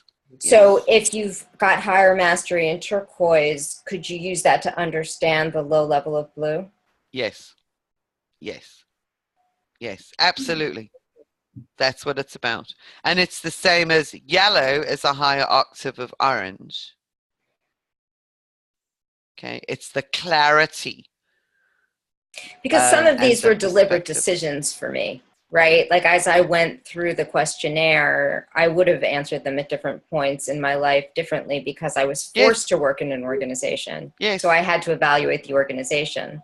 But ultimately, my choice was to get out of an organization because it wasn't in my best alignment. It didn't serve and it didn't support because you were in transition in respect to developments and the organization wasn't. And that's what I said to the guys last week as well. These profiles are not fixed. They are not rigid. Yeah. So you go through a transition in your life and the profile will change. So I'm, for instance, if I had stayed in corporate, I might actually find that my emphasis came back down to the green and the blue or whatever, because that was what was needed in order to support my functioning at that level. So maybe the turquoise would have stayed high, but this would have gained more value. My other insight is that with the chart as a whole, for example, I probably had the most interaction with you, Julie. For me, the higher expressions of green, yellow, and turquoise are expressed through purple, red, blue, and orange. I can feel those same values being expressed through these values. You've moved them to a different place. Yes, absolutely. But they're still being actualized in you. It's not that it's another place where language is breaking down for me. But that's exactly it. Yes. You get up here and the language actually does begin to break down. I said earlier you have a very structured mind, but you also have a very intuitive, self-defined, self-leading personality, right? But you're able to take these concepts and appreciate them through the lens of science or present them in a teaching format. And that's not the same thing as a curriculum in a public school, right? No. Yeah. I mean, if you had to be a public school teacher, could you be good at that? Yeah. But you wouldn't like it. No, you're right. I wouldn't. No. Yeah. I've never thought of it. Although when I did, and that's interesting because if I go back to like school projects that I did when I was 5 and 6 years old, the two things that I actually wanted to do was to be a teacher or a nurse healer. And yeah. Yeah, I mean, I think it's really actualization has a lot to do with self-created opportunity. I mean, we're women in an age where we can self-create opportunity, but 100 years ago, I probably would have been a teacher, right? Yes. Yeah. So, you know, I think well, you are a teacher. Just I am a teacher, way. but in a different way, right? The bureaucracy would have driven me crazy, and I would have dealt with it. But if you had been my, you know, if you had been my history teacher or my biology teacher, I would have loved biology, and I would have loved history. But the teachers that I had were like drones, so I hated it. You know, so I think that you still would have brought your essential self to those places and probably still would have actualized, but you would have had to adapt in different ways. Yeah. You know, and maybe that's what the ascension is about too. Yes, it is. It's the evolution and of the species. It's a completely unique process for every individual. So there is no one size fits all. And I just think it really helps because this also is a framework, another model for the ascension process, which supports us in understanding each individual taking that journey. So the ascension process actually starts right here. So, and yet it's being sold, if you like, from here. This is the way that it's being sold and marketed out there in the communities. But our ascension starts when we're born. And everything in life is part of ascension, of course. Yes. I think that's why I've had a resistance to the word, because of the implications, because it's actually about our life journey and the opportunities that we have to expand beyond the previous confines. You know, when we bring Carl Kalleman's work in with the waves and the holograms, or the holograms of information that come in on the waves, it's like they're new memes. Those are memes, cultural memes for development that are coming in on those waves. And I don't know what I was going to say there. It's kind of that's why the spirals in respect of the proportions are different to what they would have been 40 years ago. 40 years ago, you would have seen like hardly anybody with turquoise. That just wasn't even really emerging. Yellow was emerging, but turquoise wasn't. But you know, it's a very interesting thing that the intuitive shape is the spiral, because yes, I think that that's the way cycles of learning work. Yes. Like, so for example, we've had an experience going on here where the bank that's carrying our mortgages has really been scamming us. They keep sending us default notices even though we're paying our mortgage, because they're holding the checks and they're saying that we're late, and then they created a third account number and they were depositing them and saying that I mean, like, there's been so much craziness going on, and it's not the first time that it happened. The first time that it happened was about 8 years ago. First time it happened, I was scared witless. Yeah. Because I have never had an interest in the money that we make for the sake of being interested in money. So I had carried a belief from my father, who loved money, that I was bad with it.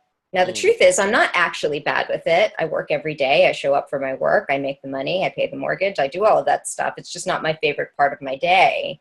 But when I started getting these letters from the bank, I said to my wife, this scam didn't scare me at all.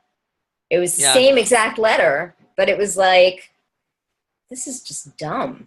Yeah. You know, and suddenly the response is different. Yeah, I don't know if the outcome will be different. You know, that's the red in me that's willing to go to the bank and say. See, now that's why people, it's really, really interesting, because I think, you know, I've got enough of the rebel in respect of the archetypes, and maybe it's because I'm a Leo, to be able to pull on that red now where previously I wouldn't. I don't tolerate lies. You know, so if somebody is lying or harming somebody with less power than they have, I don't like it, but I will fight. I will fight, because my integrity, my own personal development of my integrity says that that's what I need to do. Yeah. But there's so much of that going on right now as the pendulum has swung so far to the red. Yeah. Yes. There need to be people in this sort of green, yellow, turquoise space who have enough red to understand it and address it in a different way. Yes. And it's being strong enough to actually make your voice heard. You know, I mean, I look back at this, and you guys may have heard me say, you know, my father's favorite expression when I was 5 years old was, "You've got a voice like a bloody foghorn. Will you shut up?" I had no voice.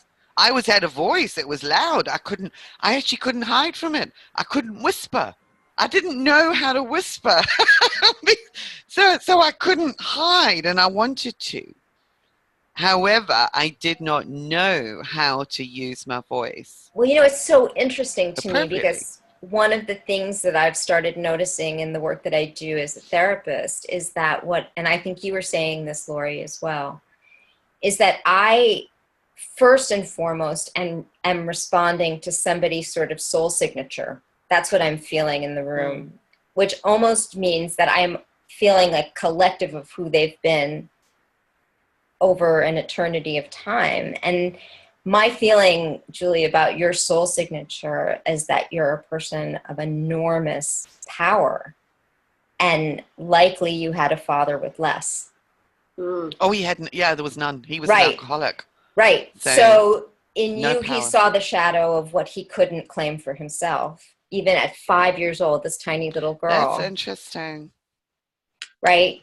Because my parents divorced when I was 11 and both went to live with their respective significant others, and I was left at home with my sister to raise her.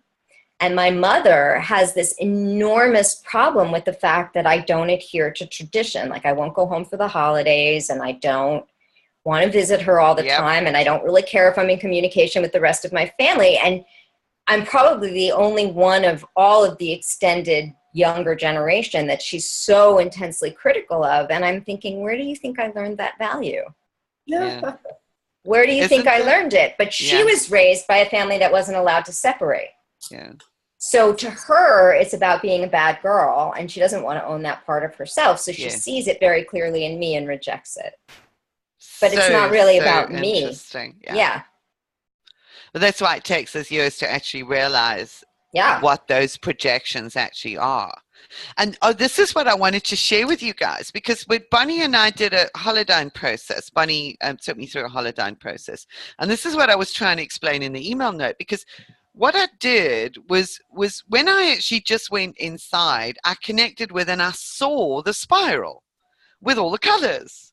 And I kind of went, right, okay, so what is it that I want to work on? Where's the immature holodyne that needs some attention and needs me to work on it today? Or what level? For me, I was going, okay, well, where is it? And I was drawn immediately to the yellow in the spiral. So when that's interesting, okay, I'm working with something in yellow. Then as Bonnie followed the process through, I ended up, I was in the yellow part of the spiral, but what I had to sort out was down here in the red blue.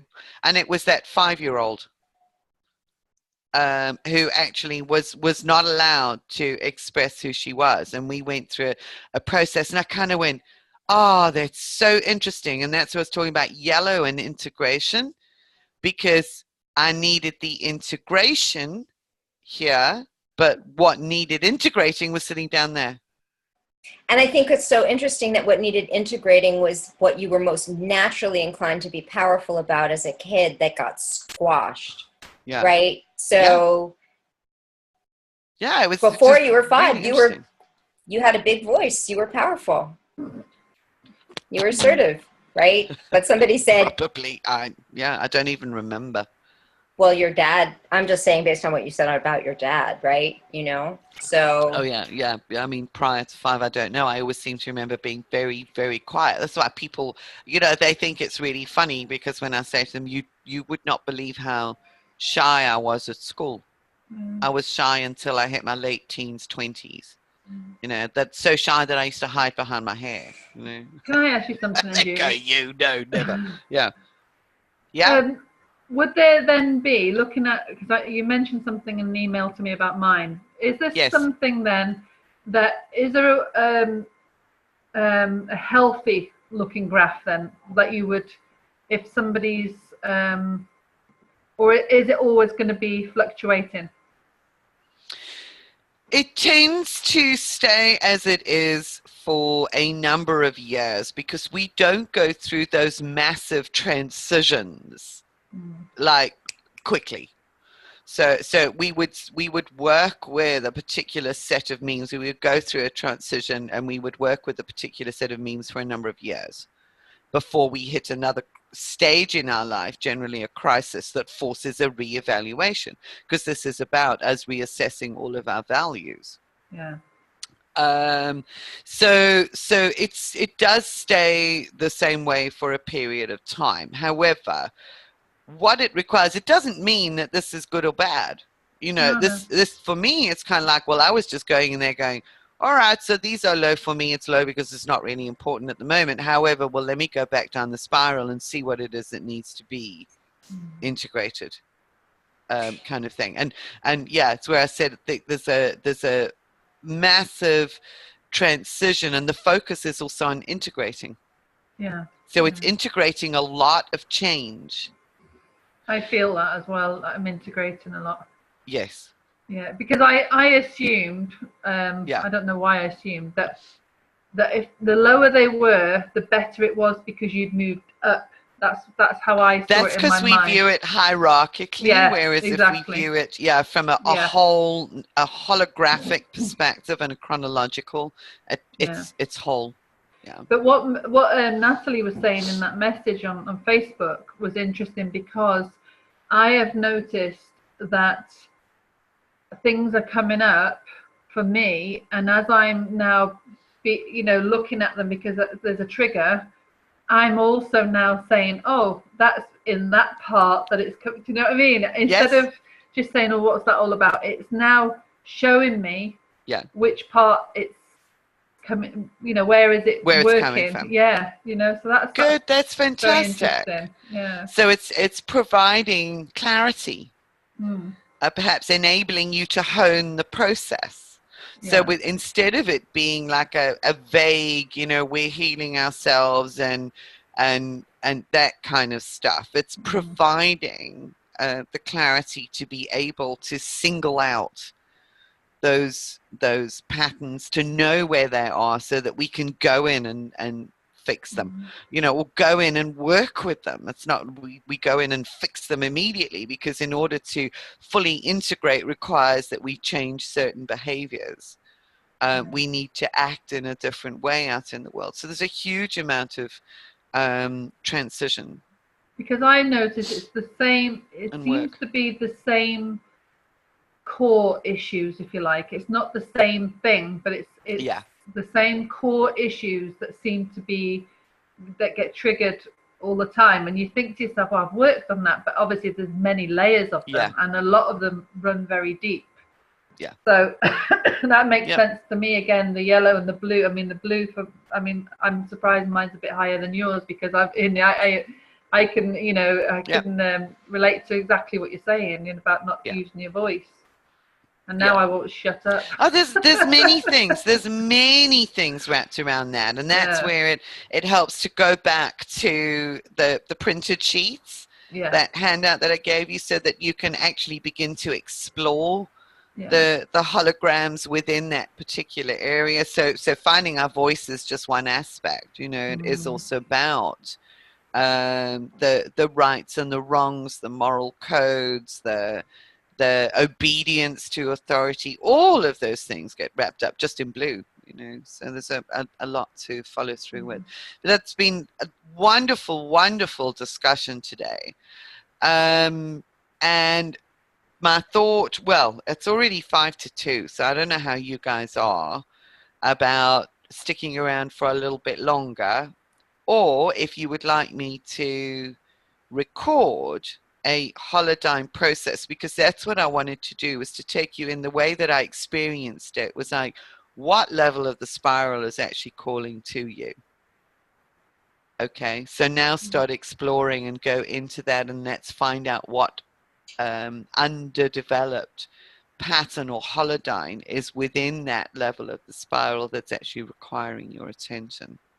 So it would be a more focused process. But I also would love to get a feel from you guys in respect of moving forward from here, because I'm going to take a couple of weeks break and allow this to consolidate and perhaps kick off with a new series. And Bonnie and I have kind of we've chatted about it loosely, with the thought that I would reinitiate this particular program under a new banner, with the introduction to spiral dynamics and the profiles and sort of the holodynes and the waves, and bringing all of that together, so that you guys would have, if you wanted to, you'd have an opportunity to reruns through that, because when you get expanded groups and different interactions, often the information and the inputs and the outputs, they carry a different dynamic, and they support us in understanding through a different lens and in a different way. But to do that and then to continue forward with a larger group that has been through the foundation, so probably in sort of 2 to 3 months time, expanding that, but then taking it forward in a more expansive way. What are your thoughts? I'm happy to do that, because I mean, for me, if I can run over it and it embeds better for me, I'm happy with that. When you say do it in an expanded way, do you mean using the same material or starting with different material? No, using this as a foundation and then expanding upon it, perhaps with some of the personality attributes, possibly doing some work with archetypes and bringing those into play. I would love so that. We can see, we can see how everything begins to influence and affect our own, well, that's not only how it affects our perspective on the world, it's how we can actually deepen our healing process and deepen the integrative journey that we are on, and strengthen our spirals, really strengthen our inner spirals. So if you guys are open, that's kind of where I've been thinking with it, that it will expand into overlaying the spiral with the archetypes. So I would rerun through, I'm going to put it out in a different way, and I don't know if you guys have got any bright ideas as to how it may be expressed out there within the broader community in order to get the right people in. I mean, this was called, the Old Souls Journey of, magnificent souls. Let's actually get together. But I want something that's perhaps going to be more resonant. And are you gonna move through with it the more with the ninth wave? Do you know what I mean? Moving on from here, yes. Moving yeah. on from here, that's exactly the plan. Yeah. Is that we will actually strengthen the resonance, because as we go through the integration process, as we strengthen the spiral, sort of here, it strengthens down here, we open the way and we enhance the resonance with the ninth wave frequencies, because that really starts kicking in at turquoise and coral. I'm sorry, I don't know what the ninth wave is. Do you remember the ninth wave stuff that we did? I think, when did I cover that? It started, I think, around about May last year, wasn't it? Was it just before May when we worked with the Sand people and we were bringing it in then? Yes, that was the initiating, but I have brought it in with, was it with the Old Souls group? Perhaps earlier in this session. Maybe I need to, maybe I just take for granted that I've kind of like covered it and I read the books. Everybody else will know.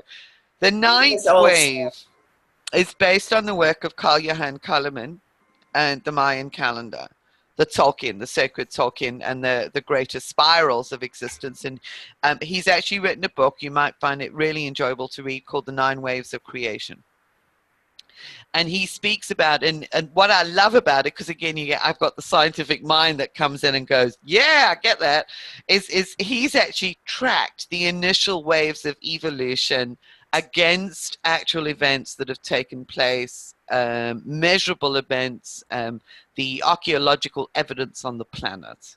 Okay, and also societal developments on the planet. So he's tracked these against the appearance of the various waves of evolution.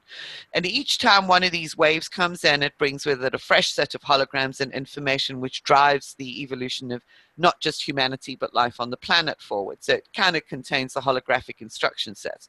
And what he's saying is that the 9th wave was only initiated in 2011.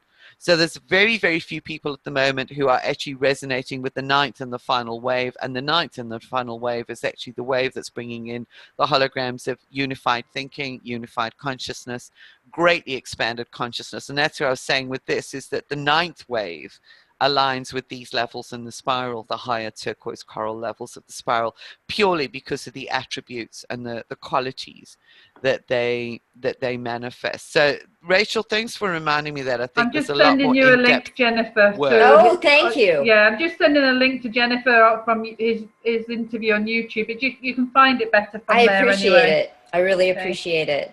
You know, Julie, as you've been talking, one of the things that I keep thinking about, and I don't know if it's appropriate to the group work, but I keep thinking how all of the different sort of esoteric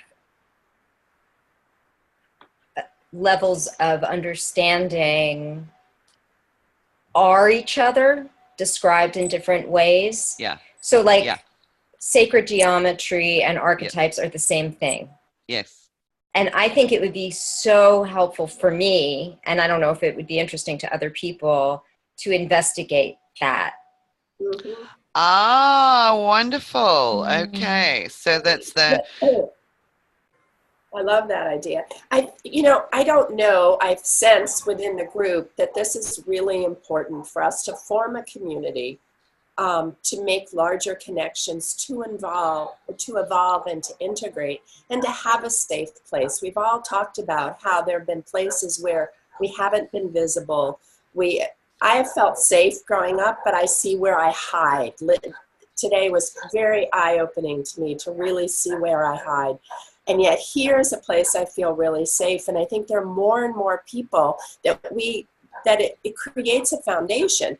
But we want to bring in more people so that there's a larger group, a larger community, not just so that it is financially more successful for Julie. That's wonderful, and she would love that.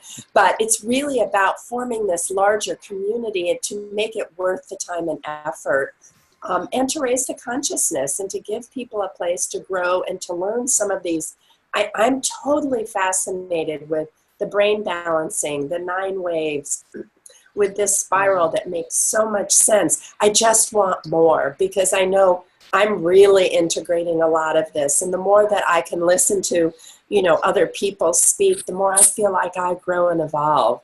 So I'm really wanting us to be able to help Julie be creative in how to put this out to attract more people. I mean, they may be, I know you hate the word, Julie, but really you're teaching the building blocks of ascension. Yes. Yeah, I hate the word, yeah. But that's really what it is. You're breaking it down into learnable pieces in a way that becomes self-evaluative. So you can see where you are in that process. And that's a very unusual thing, because you're not talking at people. You're giving people the tools to have an inner dialogue. And that's great. That's always what's key. So do you guys feel that it would be more attractive, still at the right frequencies, to use the word ascension? I think it would be more marketable. I think it would draw people, because everybody is talking about it right now. That's true. It's true. I mean, talk about memes, it's a meme. Yeah, I was going to say, you're talking about speaking other people's language to attract them in. I mean, I hate the word too. The rebel goes, I'm not going to do that. But you can also change within the group and within your teachings. You can. I mean, I've heard other people say certain things, and I've heard you say words in a different way, and I've heard you explain your take on what people are saying.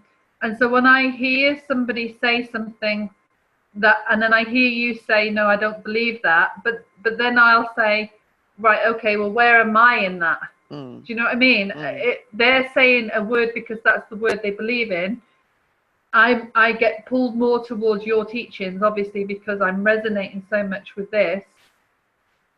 But to me, words are words. It's the energy of it that I tend to follow. Do you know what I mean? Well, based on too what you were saying earlier, Rachel, which I think is true for you too, Julie, it's that you were talking about it in terms of light language, and I'm talking about it in terms of ascension language, right? But at the same time, when you talk about it, you bring your specific fund of knowledge to the words that you're using, and they come across, it's a key to different doors, you know? So even though everybody's talking about ascension, I think one of the things that I've been thinking a lot about in terms of my own work with people is helping to make it practical and accessible to them, because if you've grown up in a certain way, or you're still somebody that goes to church even, there's so many things that can get in the way of believing that ascension is a process that's available to you, when in fact it's an unavoidable process because we're evolving as a species, right? Yeah. But the more consciously you can engage it, the more empowered you feel, and the deeper the understanding you have, and the more we can act like dominoes with each other. So maybe using a word that you would otherwise reject could be helpful, because it would draw in people. Yeah, I'm with you. Who have less certainty about what it even means. Well, maybe that becomes a part of the awareness process, is in languaging differently around it, if that makes, Well, you know, and I think is your microphone's quiet, Laurie. I think that's why they're not hearing you. It's on. Yeah, you're quieter to me than everybody else. So yeah.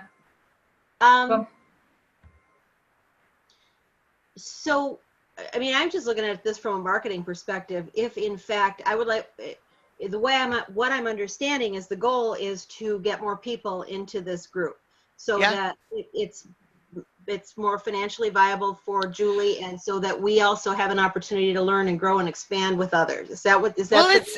Well, there's more to it than that as well, because I think it's also wonderful to be able to then create a group holodyne, a group hologram. Okay. So if we start with what the goal is, which is to attract, so what I would want to know then is, who are these people that we want? Because we obviously, Bonnie talked about a safe place, and then we want to, I think as a group here, for me personally, I wouldn't want to have to start speaking about things that, we've grown through and learned 20 years ago.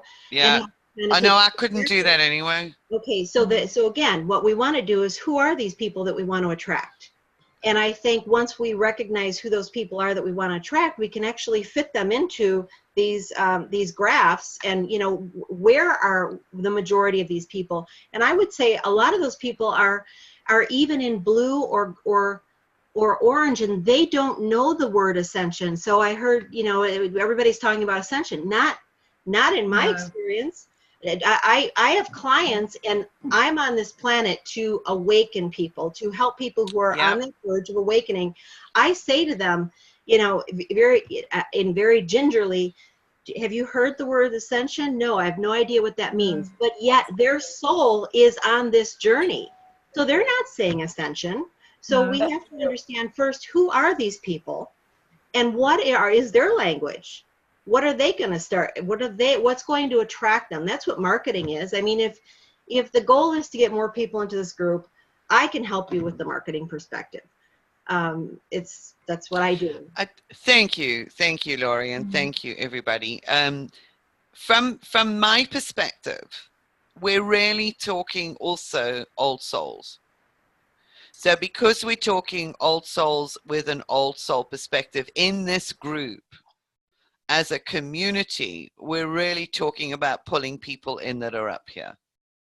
the yellow turquoise levels. Okay, so we're really talking those in green who are transitioning, and those who are in this level who are looking for something that is more meaningful. Not have yet self-identified as an old soul. I mean, I don't even still know, am I an old soul? I don't know that.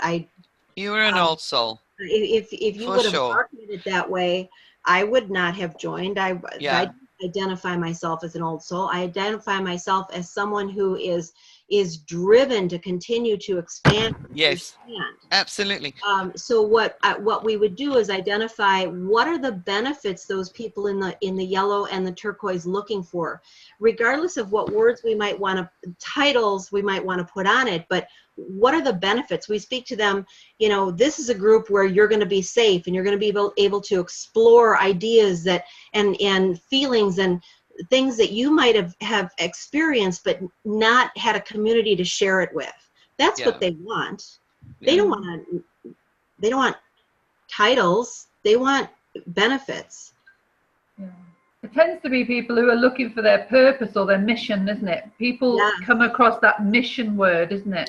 But you see, even that, and I think that's where I've always steered clear, steer clear of that language, because mission and purpose tends to be associated here in the blue and the green. By the time you get here, you realize that your mission is actually just to be and to integrate as much as you can in your life, to be the best human being that you can. That's your gift to the planet, to realize as much of your potential I think as if possible is your purpose. Yeah, I think if people are talking, sorry, go on, Laurie, you go. You go ahead, Rachel. I was going to say, people who are talking about purpose and mission have probably heard the word ascension and raising your consciousness, raising the vibration of the planet, moving from 3D to 5D, all those things we hear all the time, you know. If you're looking for old souls, whether they would have, I think, Lori, like you, whether they would have necessarily resonated with that language, I think they would have resonated with the group. I think it's going to end up being a little bit self-selecting, because if you're not at a place where this interests you yet, you're not going to want to participate. You know, for me, I think what would be amazing eventually, since we're all taking this out into the world in different ways, is being able to almost create an old souls think tank where we're using the different capacities that we have from the places where we are on behalf of each other. Beautiful. You know? I would agree with that, Jennifer. I think it's really important, and that's what was coming through to me. I think that's the value of this group for me, to be able to pull it together in a way that is at a level of integration that connects other things, and it can go out there in a way that can just vibrate in just a beautiful, resonating way. I think, I don't know that I was attracted to the old soul. I think I resonated with, I was just told to go. It was the energy. And when I hear archetypes, when I hear chakras, when I hear the spiral, to me, it's about being able to kind of pull this together in a common kind of path that integrates all. It doesn't fragment in a way. Not that to take control. No. But to really offer kind of a unified path. I mean, I can liken it to working with families and with a number of people on the team. And it was a multidisciplinary team for a long time, with birth to 3, for example. And I'd come in for my session at that point, and the parents would be confused. They wouldn't know who to listen to and what to do. So part of my job really was to gather the group. I mean, in their thinking and the way they delivered service, to help the parents make sense so they could activate their own decision making based on the situation, and then they branch out into, well, what's their connection with how they're going to go more? Is it going to be with OT? Is it going to be with speech? Is it going to be with this? They resonated with the energy of the person. And I think that's what I kind of see unfolding. I think there's some value in this group and what we've come through together to plan or, collectively tie it together in some way. That's such a that's great what I've been point. getting the sense of, is this tying together, pulling together within this group. Julie, what if you called it what you're teaching? What if you called it something like evolution technologies? Oh, I like that. I kept hearing the word evolving. So that's very close. Yes. Because really you're teaching technologies of evolution. It really doesn't matter where you are on the spectrum of knowing what that is. But if that appeals to you, you're probably self-selecting, right? As appropriate for the group. Yes. Yeah, absolutely. And the big thing for me, and you mentioned something, Mariah, which is so interesting, is was it Mariah or Jennifer, about this being a unified path? This being a unification process? Yes, I think it's a unified path. And that's, well, that's what I love, because that's your sense of the value and what is actually being shared here, is that it does support the unification of things on your own unique particular journey, because that's diamond consciousness. That is the ultimate essence of the diamond, sort of for 15 years. So this is a different way of bringing in the understanding of the structure, the form, the essence, the geometry of the octahedron. This is what diamond consciousness is actually about in its practical. Well, diamond consciousness sounds good to me. But it's more practical. But I do think you're teaching technologies, Julie. Yes. You're teaching repeatable strategies for knowing. Yes. For me, You've got such a way with words. Yeah, I was going to say, me personally would not be drawn to technologies, because to me, that's more practical. Do you know what I mean? It is practical. Yeah, and for me personally, that would not be a word. I would not be drawn to something if it was called that, if that makes sense. But there may be something in between. Yeah. What about spiritual technologies? Would that be intriguing? Oh, not for me. No. Not for Laurie. No. No, not for me either. But I wonder, Rachel, if she writes something else in there that would catch you, because for me it's do a joint thing. Yeah. You could put a hyphen and call it like evolution technologies hyphen or ellipsis or whatever, seeding the garden. So you could make it something specific and then something metaphorical. Yeah.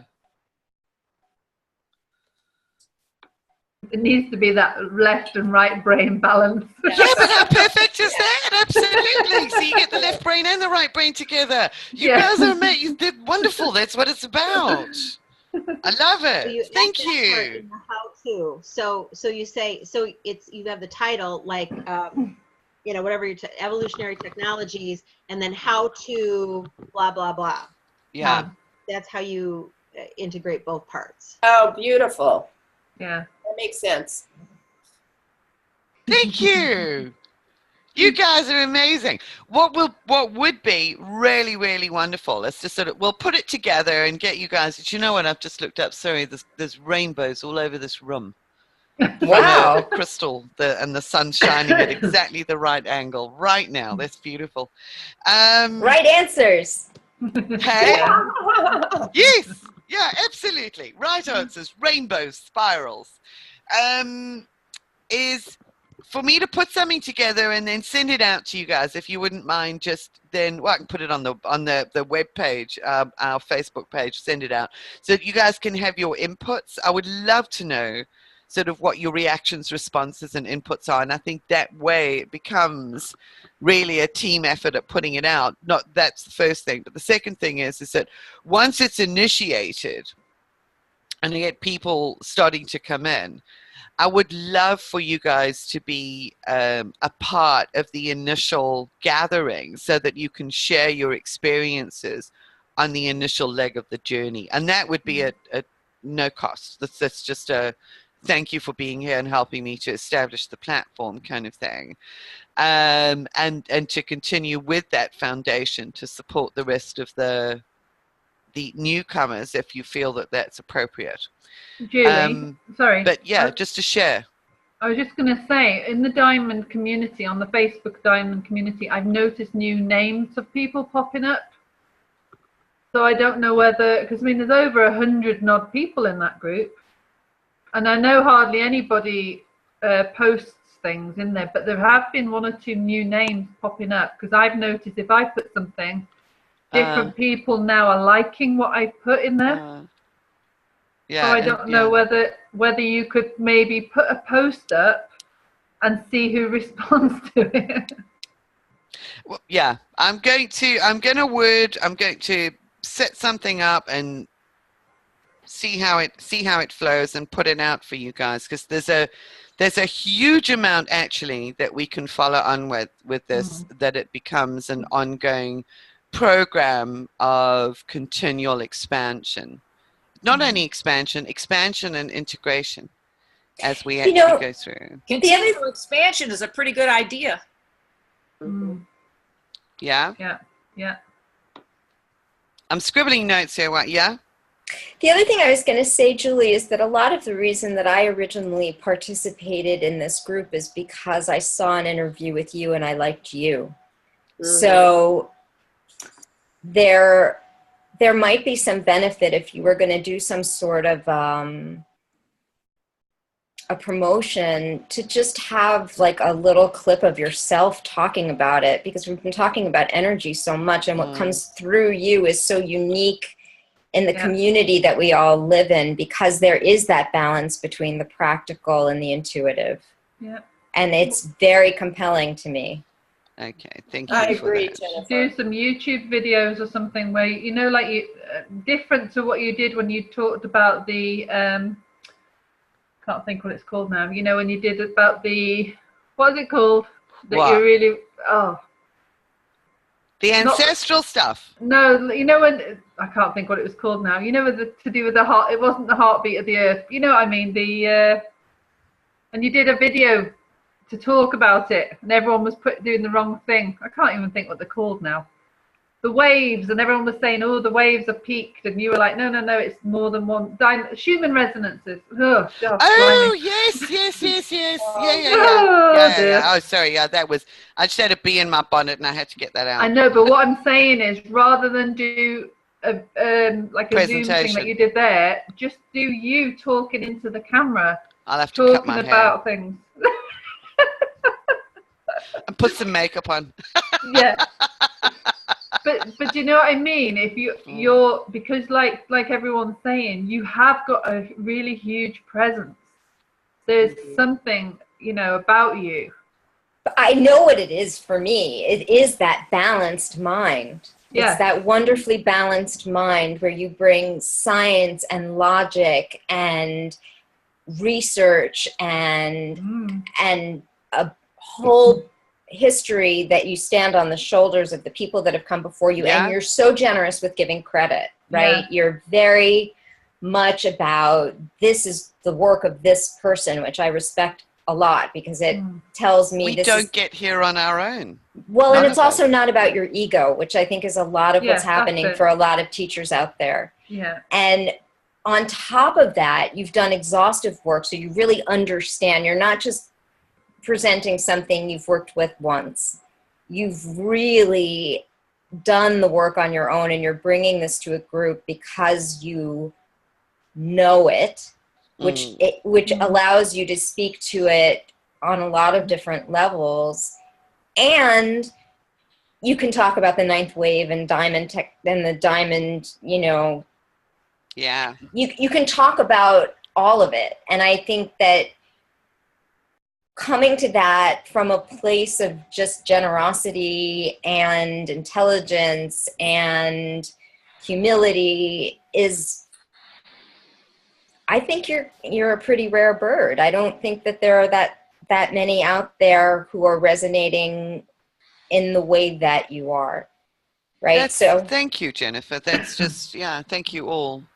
And there's more and more people mentioning the diamond now, even Yeah, if they're not mention it in the same context as you do. So if you were to maybe do a YouTube video explaining the diamond, explaining how, because whenever I tell people about the diamond, I always say it's the bridge between heaven and earth, you know, because so often we're taught, you know, oh, meditate, get out there. But, you know, that never felt right to me. It was always felt right to be anchored to the earth as well. Yep.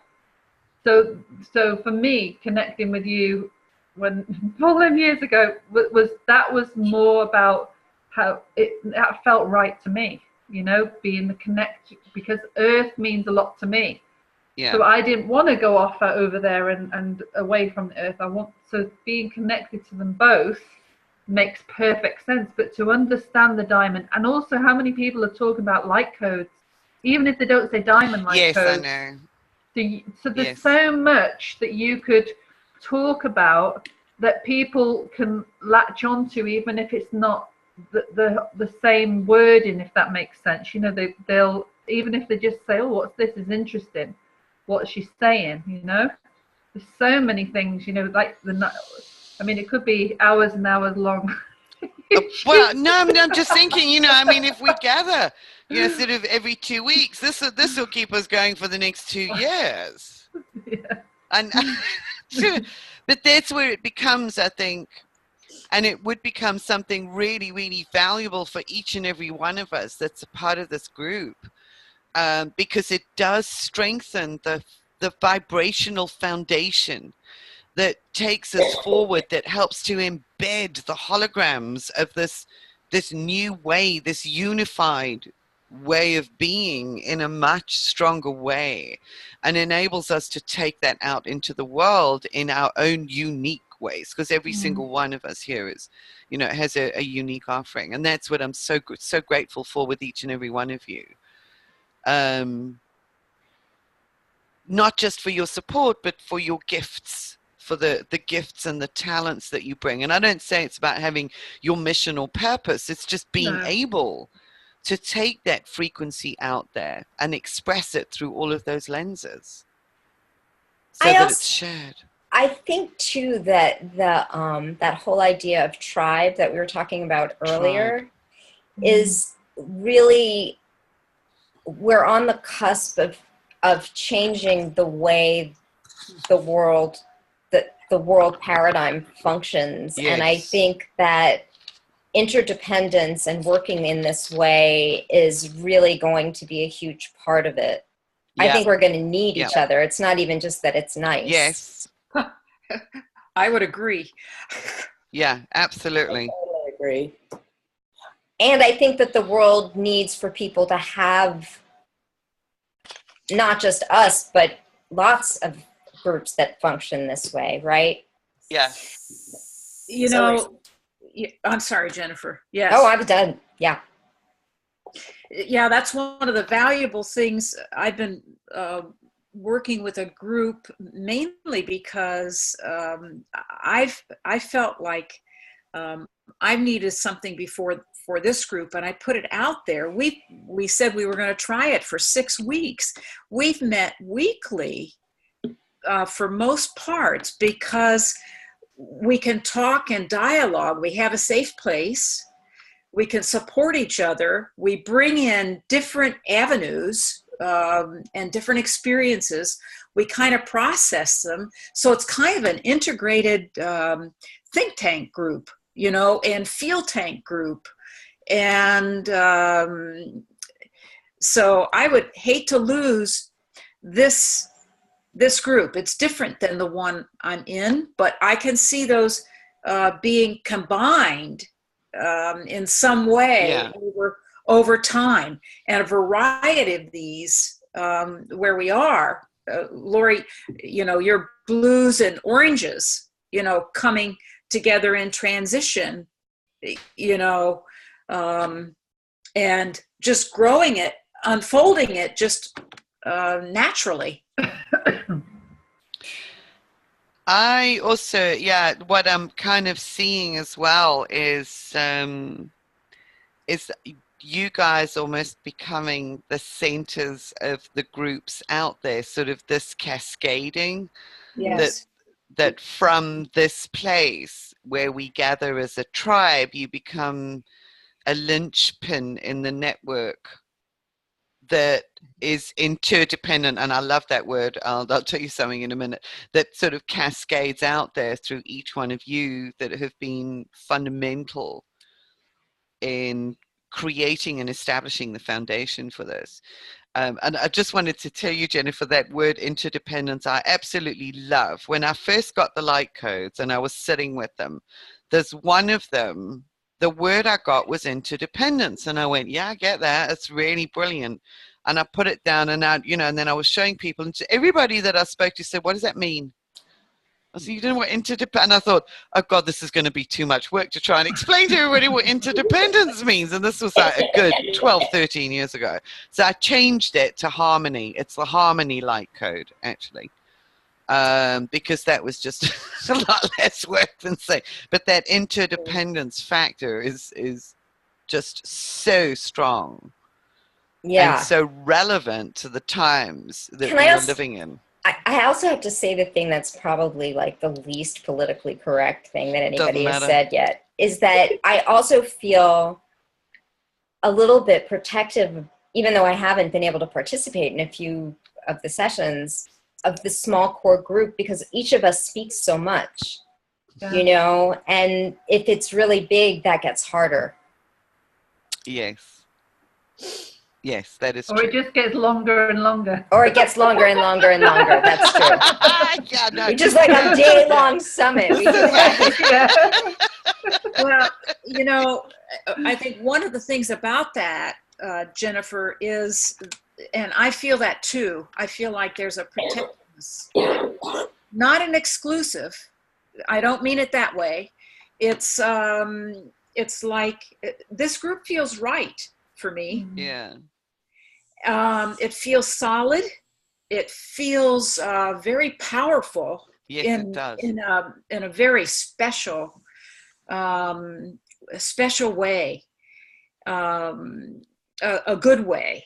And to me, if you think about Julie's analogy about linchpinning, you know, or hubs, and bringing these pulsating hubs back and forth together, I see it would be important from my perspective to continue these kinds of meetings, maybe not as frequently, I don't know.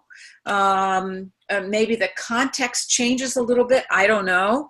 But it feels like a piece of that is about being, you know, we're a pulsating heart in our communities, and bringing this back and forth expansion is what it feels like to me.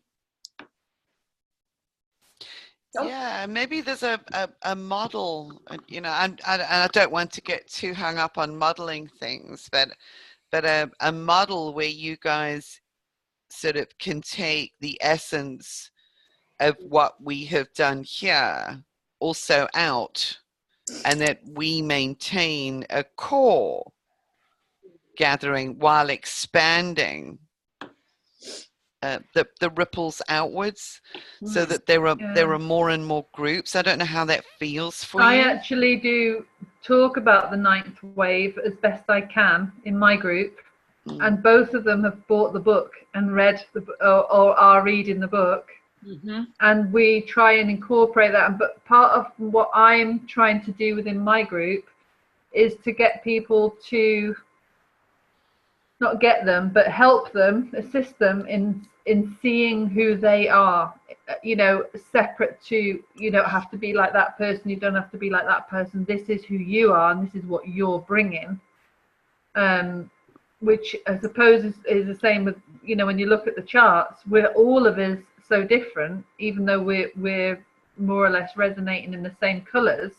And that's the same for, you know, like in my group, they wouldn't be in it if there wasn't something that was connecting the three of us, if you know what I mean, for now. And then there'll be, you know, as we put out that vibration, more will join.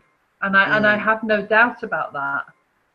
Do you know what I mean? And maybe it's about preparing all of us to be that person that can be the one that stands in the center or whatever, and holds that the energy of that group, and then, you know, expands and the ripples go out. And do you know what I mean? Am I making sense there? No. Yeah. I mean, maybe there would be value in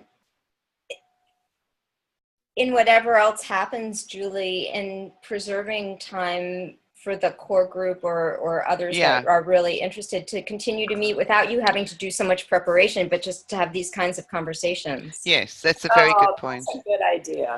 Yeah. Okay. I like that. Yeah, I do like that, because I think it's really wonderful to get together as a core group. So maybe we can do that sort of within the next month while I'm doing a lot of the formulation. And what I will do for you guys is I will record a holodyne process using the spiral. Yeah. So I want to actually integrate that, and I'm gonna relook at the languaging around the script for the holodynes. So record that for you, because that will serve into the future as well. You know, I mean, that's something that I'll take forward. Could you not introduce a little bit into the diamond light stuff? Do you know what I mean? Like if you like some of the spiral work, if you're doing a gap day or something, can you not like introduce? Yeah, I can do that too. Yeah, introduce a little bit of it and then see who connects in with that sort of thing. Because then at least they're connecting with the diamond work anyway. Otherwise, they wouldn't. Yeah, they wouldn't be there. They wouldn't be there. And maybe you could do one gap day or something and talk about the spiral dynamics. Because I mean, I'm sure every single one of us, if we're doing this work, I say work as in, you know what I mean. But we're looking at ourselves. We're doing internal work, aren't we, really? We're looking at ourselves. I mean, something that was coming to me today, it was really funny. And I was just standing in the shower, and what I heard was that, you know, we're always looking outside of ourselves like we are now. We want that group. We want that connection. But when we do the internal work, there's only us in there. Do you know what I mean? There's only us. So it's about learning to be okay with us, with ourselves. Although, Rachel, what I would say is your voice might be in my internal process. I apologize. No, in a good way, in the best of ways. Oh, it's true, Rachel. I love that. Any one of your voices might be in that process. Yeah, absolutely. It's because the voices might be different, but the resonances. Exactly. We recognize, and that's why those voices, I think, would pop up, because they're supporting our facilitation, or that facilitation of the inner process, and that's really beautiful. That's really what interdependence is. Yes. You know, it's like when I'm using an analogy with my clients, I say, you know how we've seen science lately that say the roots of trees communicate with each other? Oh, yes. Love that. Yeah, but at our roots, we do too. Yes. Right? There really is sort of this collective mind, and every time we have an experience, we add to it. The more consciously we do it, the more evolved the collective mind becomes. Yeah. So when we have conversations like this, even whether people join the group or not, there's been enough synchronicity in my life to show me so that I know that as soon as you've learned it, you start seeing it, right? Exactly. Yeah. Yes. And Yeah. it strengthens it. So That's part of the integration, isn't it? That's part of, yeah. Okay, everybody. I think I'm dying for another cup of tea. yeah, you've I earned noticed it. your big mug there, Julie. I noticed you that see? big mug. My other one broke, so Oh, I did had it? to go out and buy it. It's I Bonnie, was in going fact, to say, Bonnie's mug, so I that's haven't a bought a new big one. mug you've got there. Because every time I see that mug in my cupboard now, it's like, that's Julie's mug. It's Julie's mug. The builder's mug. Absolutely. What can I say to you guys other than I love being a part of this tribe, and I thank you for choosing to be a part of this tribe. Thanks for bringing us together, Diamond Julie. tribe. Jennifer, I glad feel to very hear that. emotional at the moment. It's kind of, Oh. it's really strange. I understand what you were saying the other day, Jennifer, because it doesn't feel like this is an ending, and it can't be. No. So we'll set up something in a couple of weeks' time in January, just as a gathering. But in the meantime, I'll do the recording. I'll do that and get it out. We'll get the recording out so that you can go back and check these slides and things out anyway. Thank you. Yeah, and we'll gather again. Shiny Happy New Year, everybody. And shiny Happy Yeah. New Year, full of lots of amazing potential. Blue is in Newydd. That's what we Hey? say. What's Blue that? is in Newydd. Is that the Welsh? Thank Yeah. you. Thank you, Rachel. Oh, love you all Thank to you. bits. Love you all. Love you all. Yes, love everybody. Bye. Big, Thank big you. hug. And bye, Yeah. Laurie, because I think we lost Laurie. Yeah, we Bye, lost Bye, Laurie. Laurie. Bye, Laurie. Bye, Laurie. Love you all. Thank you. Bye. Thank Bye. Let's